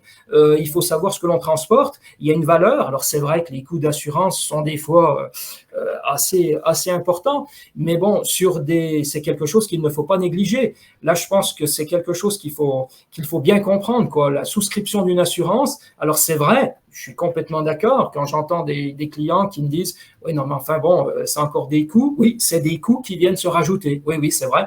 Mais ça peut être important quand même de voir un petit peu ces coûts et puis de voir aussi les incidences qu'ils peuvent avoir, parce que quand vous recevez votre marchandise au Havre, par exemple, et ça a été le cas dernièrement, moi je l'ai vécu avec une marchandise qui est arrivée de Chine, la marchandise est arrivée nettement endommagée au Havre. Qu'est-ce qui s'est passé pendant le transport? Alors là, personne n'a été capable de le dire. C'était pas une marchandise d'une très grande technicité, si je puis dire. C'était des lits en bois, des choses comme ça. Vous aviez quand même plusieurs lits qui étaient cassés. Et là, au niveau de l'assurance, là, il fallait bien voir l'incoterm qui était pris et qui est-ce qui avait souscrit l'assurance, et est-ce que l'assurance est souscrite dans le bon sens du terme, en prenant bien en considération la valeur de la marchandise, quoi. On va reprendre, puis je te demanderai de dire un peu qu'est-ce que ça veut dire FAP sauf dans les conditions d'assurance. Reprenons, parce que Bérangère nous demande de bien spécifier les différentes catégories d'incoterms. Donc F, c'est des incoterms de départ sur lequel on ne va pas prendre en charge le transport principal, on va s'arrêter à la livraison à un lieu convenu, c'est-à-dire chez le transitaire, c'est ça? Donc, comme ça, ouais. Voilà, on fait livraison chez Militaire. Ou départ, entre guillemets, de nos quais, parce que le lieu de livraison de convenu peut être aussi le camion qui va arriver dans ton usine, quoi. C'est pas, exactement. C'est possible. Donc exactement. Ça, c'est des F. Donc ensuite, C, c'est on prend en charge le transport principal. Le transport principal est pris en charge avec, suivant ou non l'incoterm, le lieu de destination qui va être précisé. Est-ce qu'on parle de lieu de destination? Est-ce qu'on parle de lieu de livraison? Et puis voilà. Donc, ça veut dire que par contre, dans ce cadre-là, dans les incoterms en C, on ne prend pas en compte la manutention finale, on ne prend pas le post-acheminement. C'est-à-dire, si on est à un port, on arrive à Shanghai et puis en fait c'est à 50 km de Shanghai qu'il faut livrer. Donc ça, c'est uniquement lieu de destination du transport principal. On est bien d'accord? Oui. Ok. Et ensuite, les incoterms en D. Alors D, D, par exemple, si on prend le DAP, là c'est pareil. Delivered at place, Donc, on détermine un endroit. Alors, généralement, ça peut être un terminal ou un quai ou tout ça. Et là, la marchandise est prise en charge. Le vendeur va s'occuper de tout, transport principal, jusqu'au déchargement final de la marchandise sur l'endroit qui a été déterminé. Donc, on sait, par exemple, sur un CIP ou un CIF, on va jusqu'à le navire, jusqu'à destination et pas jusqu'au déchargement. Tandis que le DAP, c'est jusqu'au déchargement, c'est ça?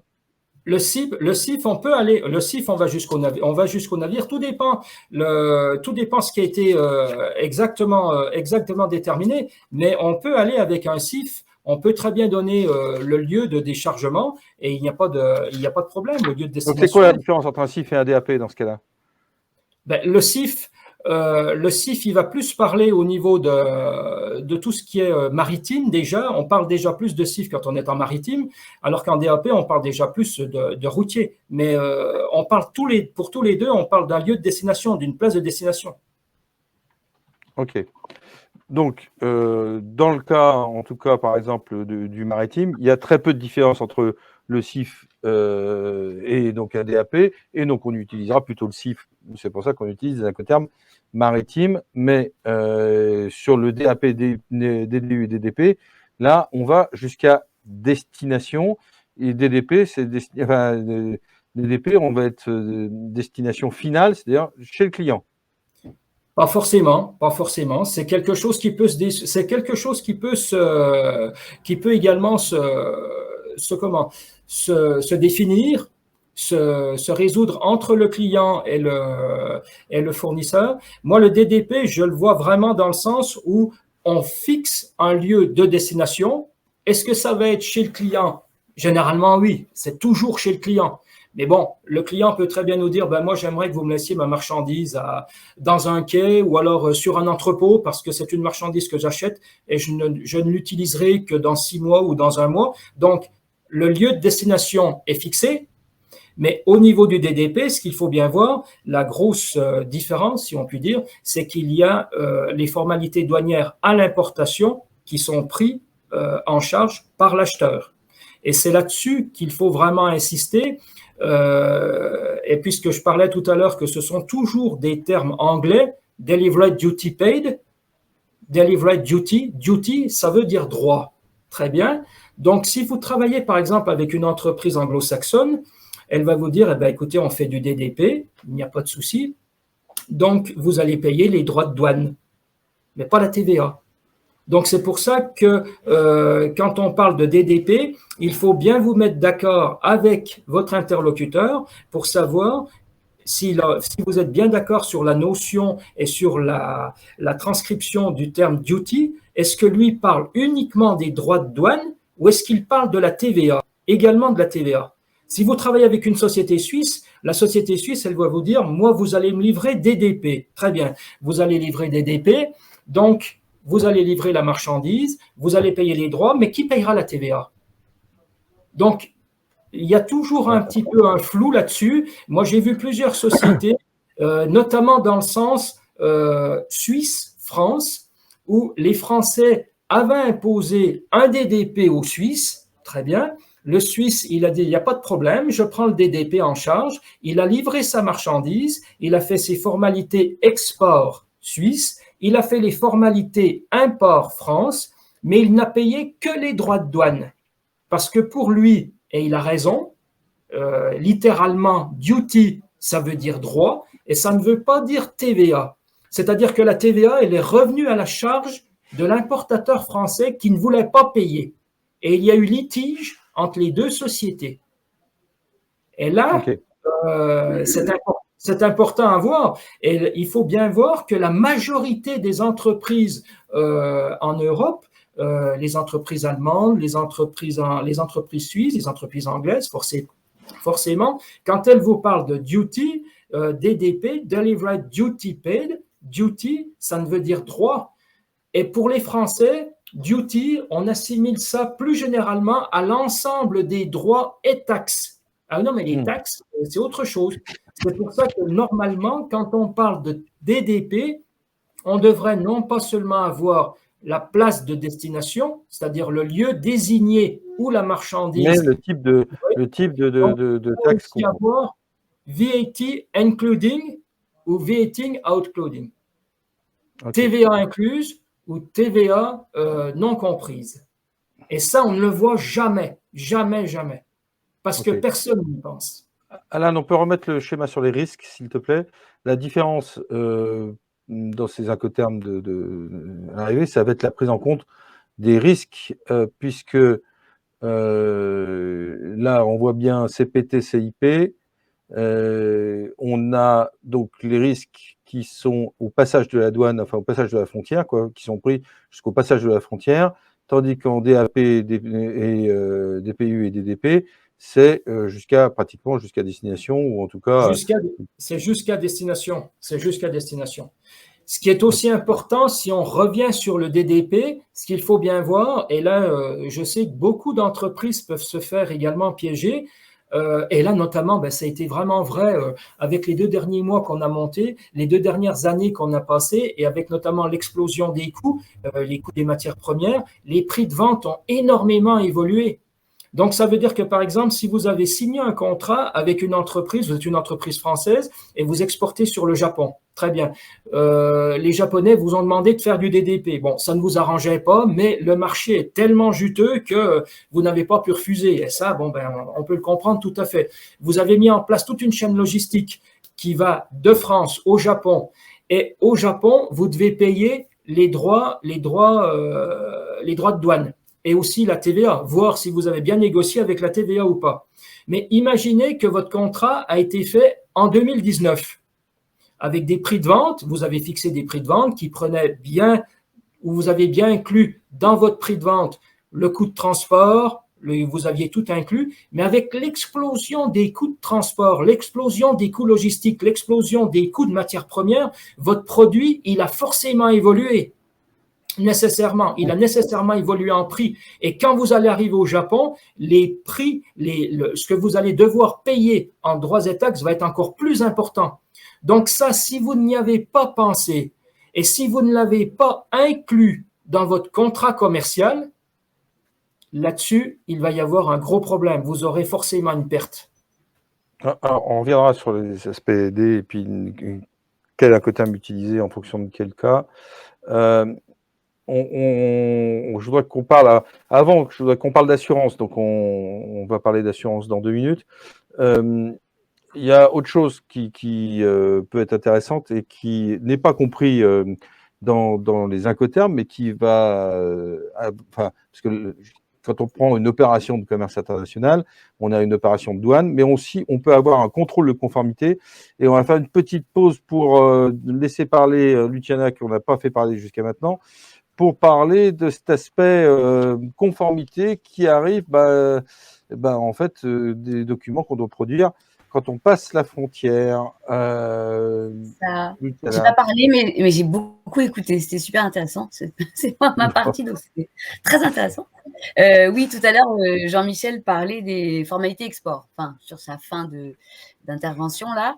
Et effectivement, dans les formalités export, quel que soit l'incoterm qu'on utilise, on peut être confronté dans certains pays, notamment en Afrique et au Moyen-Orient spécifiquement, à ce qu'on appelle les programmes de vérification de la conformité. Ça s'ajoute encore aux petites contraintes que vous pouvez avoir quand vous exportez.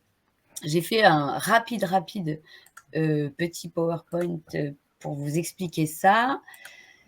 Alors, hop. Alors, oui, c'est très, très valide ce que tu viens de dire, Luciana, effectivement, sur les pays d'Afrique et du Moyen-Orient, sur lesquels il y a systématiquement des choses. Je voulais dire aussi, pour certains, que dans la session d'après, on parlera aussi d'origine, qui est d'origine préférentielle, qui peut être aussi quelque chose d'assez important et qui est à se poser une question dès qu'on passe une frontière, dès qu'on importe ou dès qu'on exporte. Et voilà, c'est ce qui fait. Je suis un peu meublé, mais c'est juste pour laisser le temps à Luciana de lancer son PowerPoint. Alors, bon, c'est quoi la conformité? Ouais. Alors, qu'est-ce que c'est la conformité? Certains d'entre vous vont ou ont entendu parler, quand ils exportent notamment en Afrique et le Moyen-Orient, de ce qu'on appelle les VOC, vérification de la conformité, ou COC, certificats de conformité comme étant voilà, des exigences pour permettre aux marchandises de rentrer sur un territoire donné. Alors rapidement, je vous explique ces processus. Qu'est-ce que c'est qu'un programme de vérification de la conformité? C'est des mécanismes qui sont mis en place par les gouvernements locaux, donc c'est une exigence mise en place par les pays de destination, qui en fait souhaitent s'assurer que les marchandises, quand elles rentrent sur leur territoire, sont conformes à leurs attentes. Donc ça impose un contrôle des importations avant l'expédition, et la vérification que les produits sont conformes aux normes. Donc là, on est vraiment sur le produit, on n'est plus sur l'expédition, mais sur le produit lui-même qui est exporté, mais qui impose effectivement que toute la vérification, toute cette validation de la conformité soit faite avant l'embarquement, avant le départ des marchandises du pays d'origine. L'objectif final étant la délivrance d'un certificat de conformité qui permet le dédouanement à l'arrivée, en Afrique et au Moyen-Orient notamment. L'objectif, effectivement, c'est qu'on se garantit de cette manière-là, les autorités et les gouvernements locaux en Afrique se garantissent que les produits respectent les normes de qualité, de sécurité, notamment pour protéger la population, etc. On a connu, il y a encore quelques dizaines d'années, parfois des catastrophes en Afrique, quand certaines marchandises très dangereuses ou non conformes étaient envoyées en Afrique parce qu'il n'y avait pas sur place, que ce soit au niveau des douanes, au niveau de la répression des fraudes localement, la capacité humaine et logistique et technologique de vérifier les marchandises quand elles arrivaient. Et donc, du coup, ces pays en Afrique ont mis en place ce type de contrôle qui, en tant qu'exportateur, va vous faire intervenir et va vous demander un petit travail, on va dire en tout cas, de prouver que ces produits sont conformes. Donc, rapidement, je vous montre les intervenants sur ce slide, où effectivement, donc, il y a les gouvernements du pays importateur. Je vais vous les citer tout à l'heure, il y en a beaucoup, quand même de plus en plus, qui mettent en place ce type de contrôle. Donc, je vais vous faire une petite liste qui est valable à date et qui peut évoluer tout de même dans les semaines et mois à venir. Mais ce gouvernement donc, met en place un programme. En gros, il définit les règles. Dis-moi, toutes les marchandises qui vont rentrer sur mon territoire, je veux qu'elles répondent à telle et telle et telle exigence. Donc, cahier des charges, exigences mises en place par le pays importateur, qui fait appel à une société telle que Cotecna pour valider, s'assurer que ces exigences sont bien remplies. Et donc, Cotecna va travailler avec les exportateurs, les importateurs, les fabricants, les transitaires, avec tout ce monde qui rentre dans cette chaîne d'export, pour s'assurer que les produits qui vont être exportés sont conformes aux attentes et émettre le certificat de conformité qui permet le dédouanement. Tout ça, quel que soit l'incoterm. Alors ça, c'est important, parce qu'il y a beaucoup de gens, notamment on parlait de Lexworks tout à l'heure, qui vont dire, moi, je vends Lexworks, c'est pas ma responsabilité, mon client gabonais s'occupe du transport, moi, je m'en mêle pas, c'est pas ma responsabilité de présenter un certificat de conformité. Or, si, dans ces contrats gouvernementaux-là, quel que soit l'incoterm utilisé dans votre contrat de vente à l'export, vous aurez besoin de prendre en charge, vous, exportateur, la certification de conformité. Pour clarifier aussi un petit peu, on entend exportateur par la société qui sera la dernière à vendre avec le pays de destination. Donc, voilà. En cas de triangulaire aussi, à partir du moment où c'est vous qui vendez au Congo, au Gabon, en Côte d'Ivoire, même si les marchandises partent en direct d'un de vos fournisseurs en Asie, c'est vous qui devez présenter le certificat de conformité. Alors, quels sont les pays qui sont concernés? Ils arrivent. Je vous les montre ici. Il y en a beaucoup. Wow. Il y en a de plus en plus. Alors, beaucoup en Afrique, mais pas que. Mais pas que, pas mal aussi au Moyen-Orient.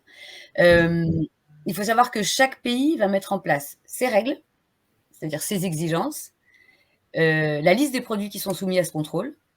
Je vous donne un exemple. Au Cameroun, il y a eu un accident. Il y aurait eu un accident sur des armoires électriques.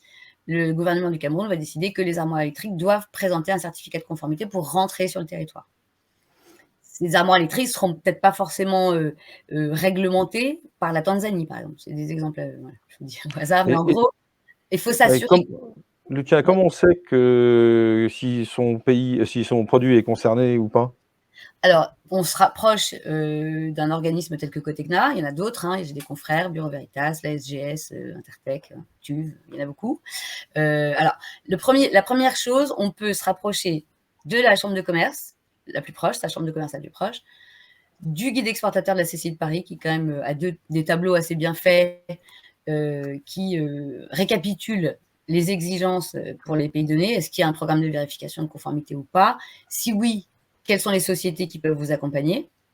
Voilà.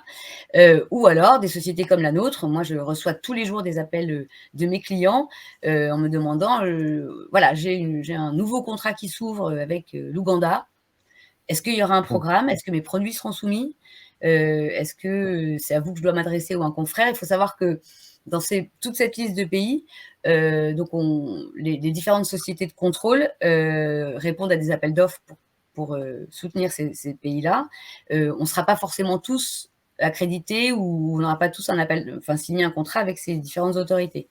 Moi, de manière générale, j'ai aucun problème à diriger vers mes confrères quand Cotecna ne peut pas faire. Parce qu'on n'a pas de contrat. Mais donc pour chaque pays, en fait, il y aura une société spécifique. Pour chaque pays, il y a une société spécifique qui est nommée et qui a un contrat pour le pays en question. Voilà, c'est souvent plusieurs. Il faut savoir que les produits soumis sont imposés par les autorités locales. Je prends l'exemple du Congo-Brazzaville, qui est le tout dernier arrivé depuis le 1er mai de cette année, donc qui impose un programme de vérification de conformité. Le Congo-Brazzaville va dire, voilà la liste des produits pour lesquels je voudrais que vous contrôliez la marchandise. Voilà les exigences auxquelles je veux que les produits se conforment. Alors, en général, en Europe, on est assez confortable parce que ces pays-là, en Afrique, ont pour exigence globalement la conformité à la norme internationale ou européenne.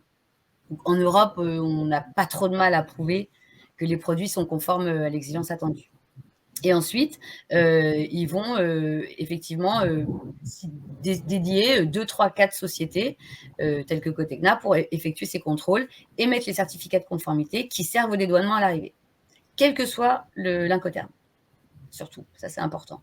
Parce qu'on a beaucoup d'exportateurs qui nous contactent en disant « mais moi je vends des exports, je n'en suis pas occupé, les marchandises sont arrivées au Gabon, je n'ai pas de certificat, je fais comment ?» Ouais. Donc c'est indépendant de l'Incoterm, et donc ça c'est un point important. Donc c'est systématique dès qu'on a un client dans un de ces pays.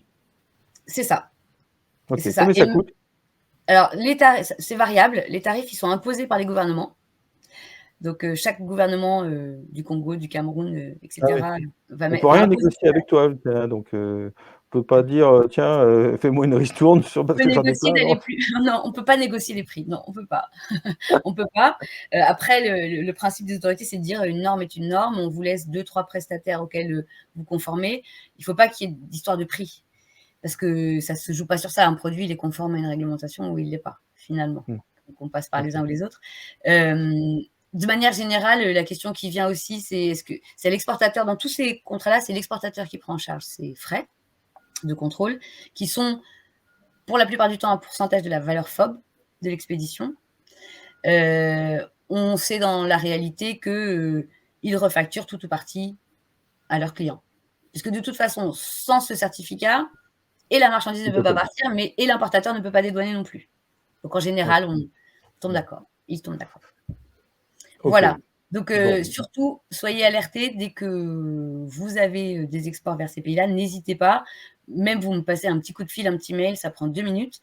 Et si je peux vous dire, 1, s'il y a une exigence, 2, si votre famille de produits est soumise à ce contrôle, et si ce n'est pas Cotecna, je vous dirige vers des confrères qui pourront vous aider. Il ne faut surtout pas hésiter. Il faut s'y prendre un peu à l'avance quand même. Après, ça roule assez bien, mais il faut s'y prendre un peu plus tôt. Voilà. Question de Int, c'est quoi la différence entre PSI et VOC? Alors, c'est effectivement pour les plus anciens exportateurs d'entre vous. Le PSI, les programmes dits PSI, donc Pre-Shipment Inspection, qui existaient beaucoup en Afrique francophone il y a une dizaine d'années, étaient des programmes qui étaient destinés à s'assurer que les droits de douane prélevés lors des importations étaient correctement prélevés. Donc, l'objectif de ces pays qui mettaient en place ces programmes PSI, c'était est-ce que le droit de douane est correct? Est-ce que le HS code est correct, le code douanier? Et est-ce que les prix sont ceux du marché pour être sûr qu'au moment du prélèvement de droits de douane, tout soit fait correctement, qu'il n'y ait pas de fuite de capitaux, etc. Sachant que ces pays-là vivaient pour beaucoup en partie du prélèvement de droits de douane des importations. Donc ces programmes, à l'époque, visaient uniquement à vérifier le code douanier et la valeur. La conformité, ce n'était pas trop leur problème à l'époque. Dans ces programmes, les nouveaux programmes, c'est uniquement la conformité. On ne va pas regarder les codes douaniers, on ne va pas regarder votre prix. Si vous voulez vendre une tasse à 250 €, ce n'est pas vraiment notre problème. Par contre, on veut que la tasse, si quelqu'un met sa bouche dessus, qu'il n'y ait pas d'accident, c'est vraiment techniquement, que ça soit adéquat. Oui. Question de Claire, on y a un peu répondu, mais on va revenir dessus. Y a-t-il des pays qui ne reconnaissent que certaines entreprises pour l'émission des certificats de conformité? Ben oui, c'est un peu Oui. ce qu'on a dit. Exemple, Côte d'Ivoire, Veritas. Non, Côte d'Ivoire, il y a plusieurs sociétés sur la Côte d'Ivoire. Il y a Veritas, il y a Cotecna, il y a Intertech et il y a EGS sur la Côte d'Ivoire. Vous avez Tout le le choix. Quasi.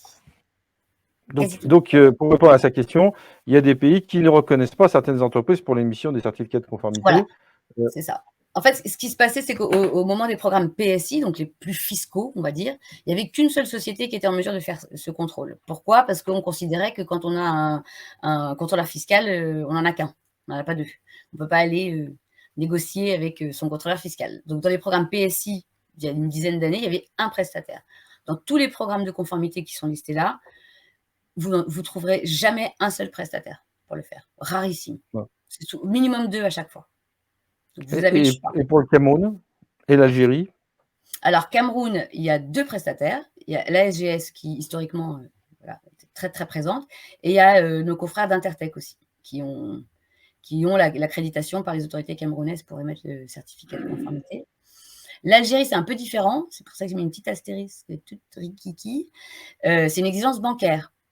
Ce n'est pas vraiment mis en place par l'organisme de normalisation local qui est l'IANOR. C'est plutôt une exigence dans le cadre des lettres de crédit. C'est-à-dire que les banques algériennes imposent une inspection pour s'assurer que les marchandises qui sont dans une commande donnée sont bien celles qui sont dans la lettre de crédit. Ok. C'est le cas de la Libye aussi. Ok, donc on ne parle plus des PSI aujourd'hui? Non. Il y en a encore un tout petit peu, mais c'est souvent des contrats de 3 à 5 ans, ces contrats gouvernementaux, avant PSI et maintenant VOC. Au bout à la fin des contrats, s'il y en a encore qui sont en cours sur le PSI, ils ne seront pas renouvelés. Ils seront pas renouvelés parce que c'est des pays qui, avec l'électronisation, etc., de plus en plus arrivent à mettre en place des guichets uniques, des choses localement qui permettent au niveau des droits de douane d'avoir un meilleur contrôle quand même. Ils font moins appel à des sociétés tierces. Pour ce qui est de la conformité, en Afrique, on a encore peu de labos pour tester les produits et s'assurer qu'ils ne sont pas dangereux. Donc tout ça est fait pré-embarquement. Merci Luciana. Alors, Luciana a dit des choses là tout à l'heure qui m'ont refait penser et qui vont nous permettre de repartir sur les incoterms, notamment sur le calcul des droits de douane et donc de la valeur, notamment en matière maritime avec un transport qui augmente. Dominique, toi, comment vous voyez ça, Dominique? Parce que l'importance de l'incoterm par rapport à la détermination des droits de douane, ça va représenter quelque chose ou est-ce que ça n'a pas d'importance? Alors c'est extrêmement important puisque dans le calcul de l'assiette des droits et taxes, donc d'une part les droits de douane mais aussi de la TVA, on tient compte du fret aérien et du fret maritime et du transport en général, même si c'est routier aussi. C'est un élément important. Donc si avant, à un moment donné, on était sur un taux de fret à $2000, très bien, donc on partait là-dessus. Maintenant, ensuite, on est arrivé à 10 000, 15 000, 18 000. C'est pas pareil. C'est pas pareil, surtout quand vous avez une dizaine de conteneurs qui arrivent. On parle plus du tout des mêmes montants. On est sur 180 000 €, 180 000 $ qui rentrent en ligne de compte pour le calcul des droits de douane et pour la TVA. Donc forcément, ça demande une trésorerie beaucoup plus importante déjà pour financer le fret maritime et puis ensuite aussi pour pour payer. Même s'il y a une autoliquidation aujourd'hui, ça n'empêche que sur les entreprises, ça pèse très, très lourd. Les litiges aussi, parce que la douane, à un moment donné, elle va demander des justificatifs aux importateurs pour dire oui, mais attendez, aujourd'hui, le taux de fret, c'est 18 000 et vous déclarez un tiers ou déclarer 6 000 par exemple. Ah oui, mais bon, moi j'ai encore un contrat qui va jusqu'en fin d'année. Enfin, il y a des litiges, il y a des périodes qui étaient extrêmement compliquées pour les importateurs et face à la douane. Ouais. Puisqu'en même temps, comme vous savez, les contrats, c'est pas un contrat que vous avez une compagnie maritime qu'on va écrire, c'est pas un truc, c'est un numéro en fait. C'est tout simplement, on vous donne une grille tarifaire avec une date et c'est juste un numéro. Mais derrière, vous n'avez pas un contrat qui est fait entre les deux parties, donc vous n'avez pas forcément un papier à montrer. Et donc ça, c'est quelque chose qui est extrêmement compliqué, mais l'impact est très important. D'accord. Bah, de toute façon, Jean-Michel, quoi qu'il arrive, on devra payer les droits de douane. Enfin, que ça soit nous qui les payons. Alors, effectivement, au niveau trésorerie, il faut peut-être mieux pas les assumer soi-même, mais quoi qu'il arrive, il y a bien quelqu'un qui va les payer en finale. Ah ben complètement, oui. Oui, oui, tout à fait, oui. Oui, oui. Là, les droits de douane, ils sont toujours à payer. Et là, bon, ben, pour rebondir sur ce que disait Dominique, notamment si on parle du DDP, il faut bien voir que le contrat commercial que vous avez signé, que l'entreprise a signé avec son client, s'il a été signé il y a 2 ans, c'est un contrat commercial qui reprend le prix d'une marchandise avec des prix marchandises, des prix matières premières qui ont forcément évolué, des prix transport qui ont évolué. Et puis, si le client vous a demandé et si vous étiez d'accord pour faire du DDP, il faut bien voir que vous allez payer des droits de douane qui peuvent être beaucoup plus conséquents, avec une TVA plus conséquente. Et c'est forcément des frais qui viennent s'ajouter à tout ça, oui. Oui, oui.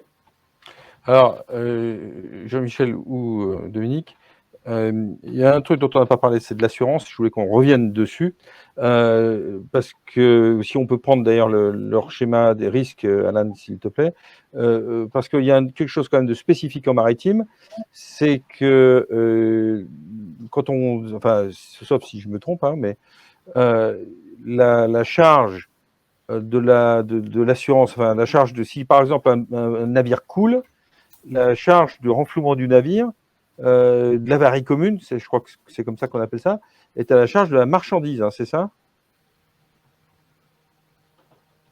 Dominique, si tu veux répondre.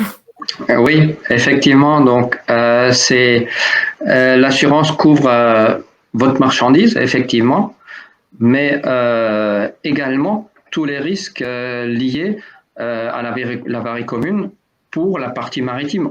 C'est un droit bien spécifique.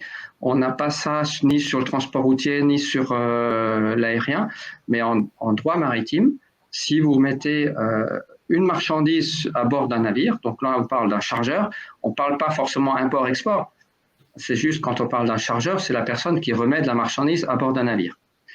Mais à partir de là, si l'avarie commune a été déclarée, comme c'était le cas avec le Ever Given, qui avait 19 000 conteneurs à bord, eh bien, les frais de renflouement ou enflouage, oui, c'est ça, renflouement, sont à la charge des chargeurs, donc au prorata. La clé de répartition, ça va être défini par la compagnie maritime ou par le capitaine qui est en charge de faire l'application de l'avarie commune, mais ils seront amenés à devoir payer au prorata les montants de tout ça, y compris direct, indirect. Si on parle de 5 milliards, on va parler de 5 milliards. Et donc, si vous avez des conteneurs, vous allez payer. C'était le cas litigieux du bateau qui s'est échoué dans le canal de Suez et qui a bouché tout le canal de Suez et qui a coûté des fortunes. Il y a certaines personnes qui avaient des conteneurs à bord de ce bateau qui n'étaient pas assurés de façon adéquate et ça leur coûte des sommes phénoménal, hein, parce que le désensablement du navire et le coût de l'attente des bateaux qui attendaient dans le canal, c'était incroyable. Donc, l'assurance, c'est important, et en maritime, il faut s'assurer. Alors, c'est quoi la différence entre les assurances FAP sauf et les assurances dites tout risque? Qui veut répondre? Non? Jean-Michel? Alors, C'est pas Dominique, peut-être. je suis pas un spécialiste de l'assurance, mais bon, sauf avarie commune, FAP, sauf. En tout cas, moi, je conseille toujours de prendre l'assurance tout risque, parce que ça permet de couvrir les risques du départ jusqu'à l'arrivée, quel que soit le transfert, le risque le transfert de risque ou la rupture de charge. Voilà, je cherchais le mot. Quelle que soit la rupture de charge, ça va couvrir la totalité des risques. Les autres types d'assurance peuvent Ouais. Ça, c'est apporter plutôt des pour la litiges. commune Et en donc, cas de... Et alors, je crois même que dans les polices d'assurance, on peut aussi avoir des clauses, quand c'est des polices globales sur l'ensemble du fret, on peut même avoir des assurances qui couvrent en cas de défaut d'assurance de son propre client. Donc, De son propre on peut aller client, assez oui. loin. Ouais. Voilà.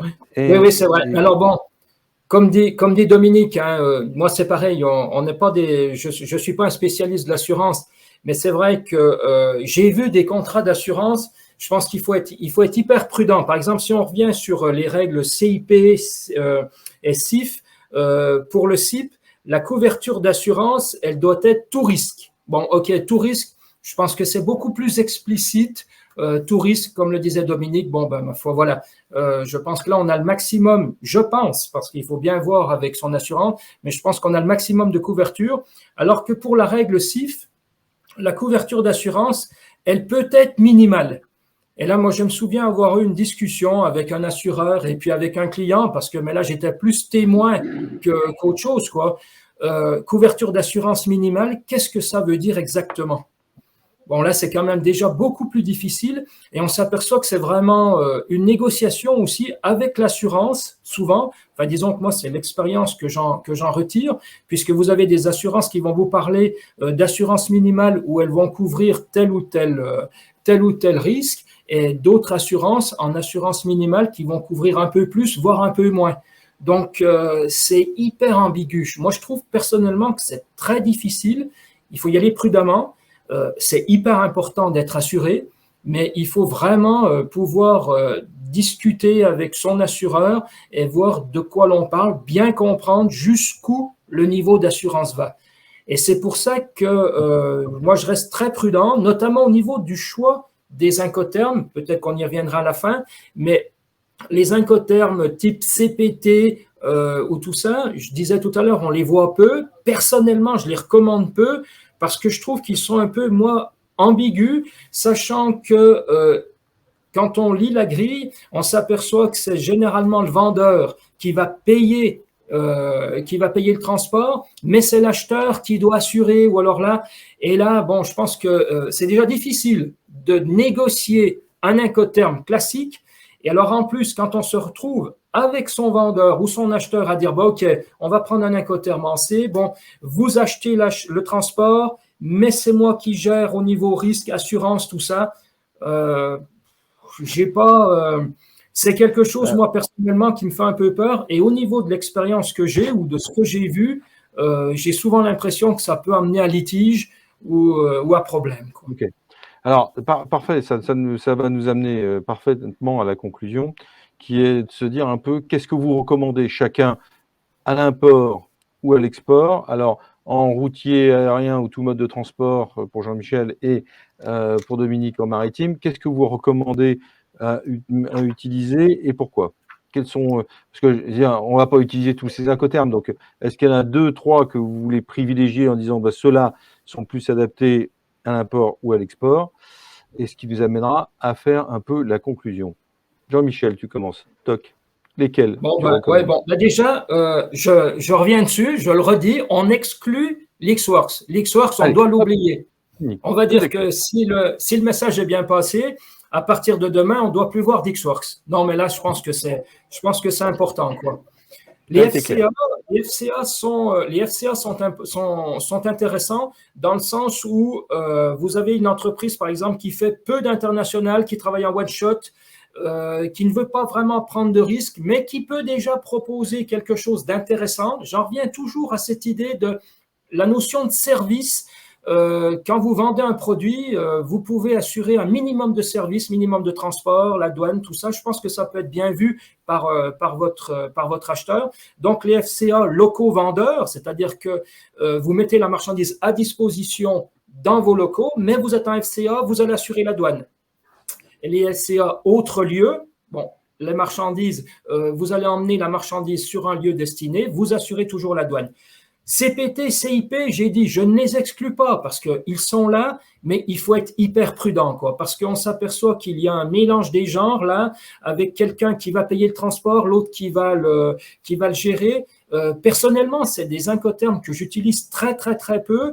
Il y a la différence aussi entre le lieu de destination, le lieu de livraison, où on ne fait pas vraiment une différence, mais on dit la prise de risque, elle est à part, donc il faut être prudent. Moi, je trouve que les DAP, le nouveau DPU, c'est-à-dire le DPU, c'est avec la règle des incoterms, on n'en a pas tellement parlé, mais la règle des incoterms a bougé en 2020 et le DPU remplace le DAT. DAT, c'était DAP, pardon, Delivered at Place. Généralement, on attendait par place un terminal, un quai, et là, le DPU, c'est le même, mais unloaded, c'est-à-dire que cela peut être un peu n'importe où. Donc, vous vous mettez d'accord, et moi je trouve, et ça c'est repris d'ailleurs dans les textes, que ce DAP et ce DPU sont assez avantageux, que ce soit pour le vendeur, mais aussi pour l'acheteur, parce que il scinde bien la chaîne de risque, la chaîne de coûts en deux, c'est très clair, on voit pertinemment, on voit parfaitement où s'arrête la responsabilité et où s'arrêtent les frais, si je puis dire, du vendeur et où l'acheteur reprend, si je puis dire, le lead sur le transport et tout. C'est assez, il n'y a pas d'ambiguïté, enfin il y a moins d'ambiguïté et comme ça on n'en parle plus. Anne, tu peux remettre le schéma du risque, s'il te plaît. Donc, toi, DPU, DAP sont des incoterms à privilégier, ou en tout cas qui sont clairs, qui sont faciles à utiliser. Donc là, on prend le transport principal, on fait jusqu'au lieu convenu, le lieu convenu qui peut être assez loin, on ne fait pas la douane, on ne fait pas théoriquement le post-acheminement, mais dans le cadre du routier, je pense que ça revient au même. Hein, si on fait un DPU Varsovie, c'est comme, enfin, c'est livré pratiquement à domicile, quoi. C'est pratiquement livré à domicile. Donc bon, c'est toujours pareil.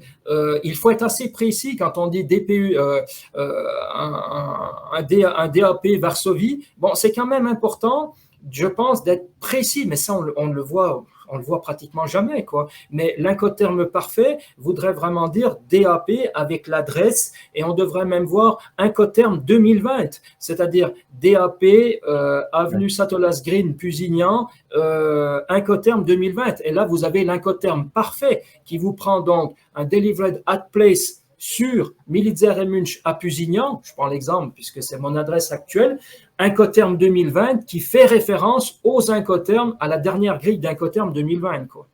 Ça serait la lecture, ça serait l'écriture parfaite. Quoi.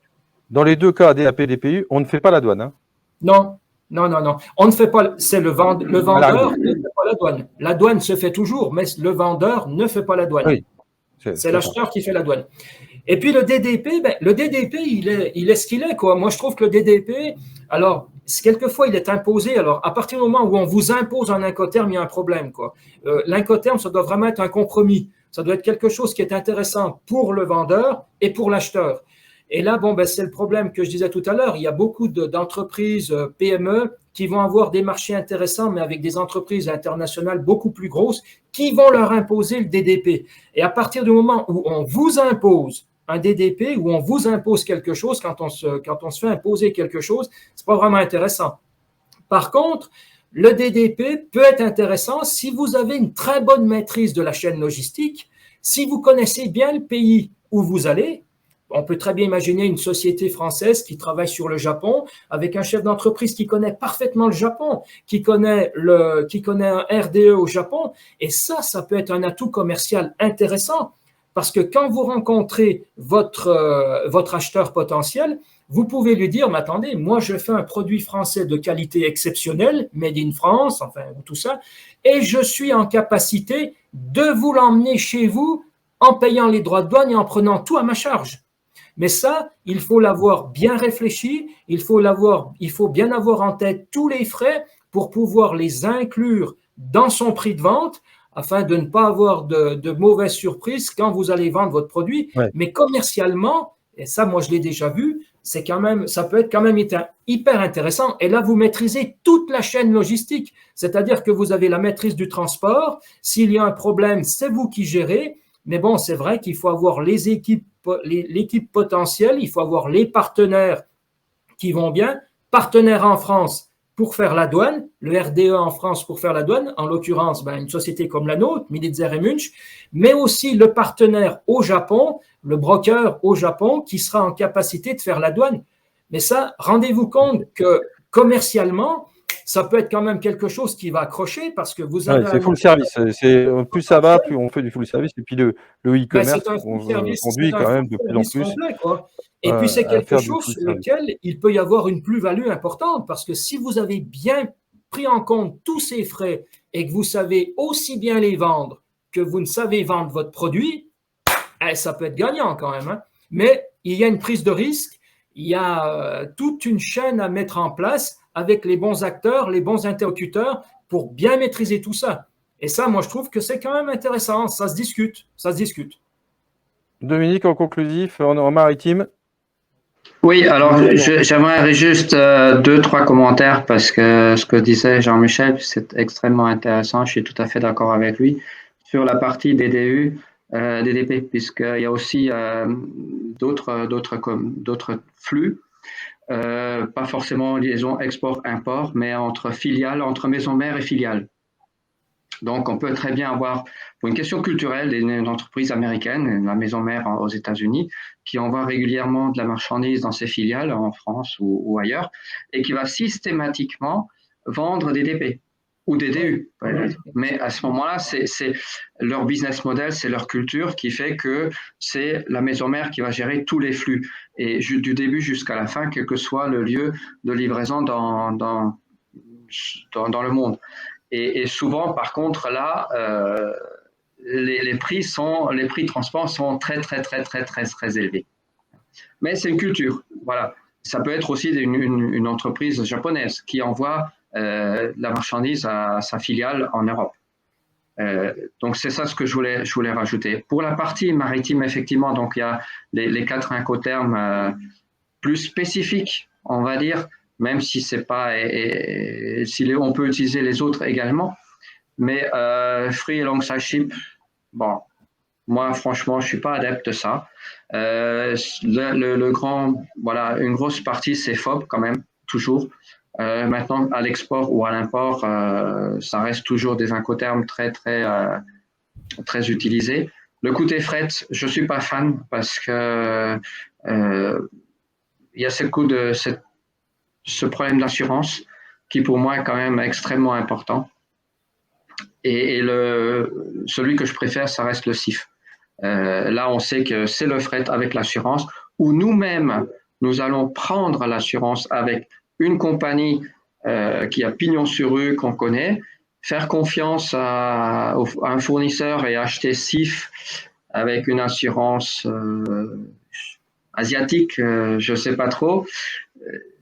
C'est bien d'avoir un certificat, mais le jour où il y a un litige et qu'il va falloir faire un courrier pour demander le remboursement, pour demander d'ouvrir un dossier et de se faire appuyer pour obtenir un remboursement, ça me paraît un petit peu compliqué.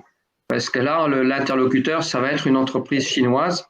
Je préfère avoir la maîtrise de l'assurance, souscrire une assurance en France ou auprès de mon transitaire et être sûr d'être bien couvert. Hein. Parce que si après on découvre sur le contrat d'assurance que il y a plein d'aléas, plein d'exclusions, parce que voilà, c'était un petit peu moins cher, que c'était un tout risque, mais quand même que, etc. Là, ça peut apporter quelques surprises. Donc, faire attention à l'assurance. Également, ensuite, notion très importante, c'est les aléas du transport maritime. En dehors, bien sûr, des taux de fret, du manque d'équipement, etc., il y a quand même beaucoup de changements de rotation, beaucoup d'aléas et qui peuvent avoir lieu en cours de route. Donc, sachez qu'en tant qu'importateur ou en tant que propriétaire de la marchandise, vous subissez, mais alors subissez carrément tous les frais. Si entre-temps, entre le moment de l'embarquement et un changement de destination et qu'on vous demande de récupérer la marchandise à Rotterdam ou à Anvers, à la place du Havre, c'est malheureusement pour vous. Je veux dire, la compagnie maritime, elle va pas chercher à comprendre et ça fait partie de ces coûts cachés et pas forcément dus à une mauvaise maîtrise ou à une méconnaissance, mais c'est malheureusement les aléas du transport maritime qui font que les risques sont importants. Il faut être conscient. Si vous avez de la marchandise qui est soumise à un contrôle vétérinaire et que le contrôle vétérinaire ne se passe pas bien, vous avez le même risque. Ça fait une très bonne conclusion, parce qu'on arrive à la fin de notre temps imparti. Donc, plus on maîtrise, quelque part, moins on a de risques, plus on apporte du service. Et donc, quelque part, la maîtrise bout en bout permet en tout cas d'avoir une exportation claire et d'avoir, une entreprise peut-être mieux gérée. Je pense que c'est un peu ça qu'il faut conclure dans tout ça. Je voulais vous remercier. Merci à vous tous. Merci aussi à Luciana, qu'on ne voit plus à l'écran, mais d'avoir participé à cette session sur les incoterms. On peut y passer encore 3 heures. Hein, donc, bon, je vais vous faire une petite pause, quelques minutes, parce qu'on va reprendre après, dans 10 minutes, un peu moins, dans 7 minutes, sur les fondamentaux de la douane. Alors, on aura peut-être 2-3 minutes de retard, mais vous nous excuserez. Donc, on va reprendre à 10h45, 10h48 sur les fondamentaux de la douane avec Evelyne Raillet, avec Claire Fournier, avec Ouda Zebar et avec encore Jean-Michel. Tu ne quittes pas la scène, Jean-Michel. Dans quelques instants. Merci. Petite pause de 10 minutes. Vous pouvez aller prendre un café et on se retrouve dans 7 minutes. Voilà.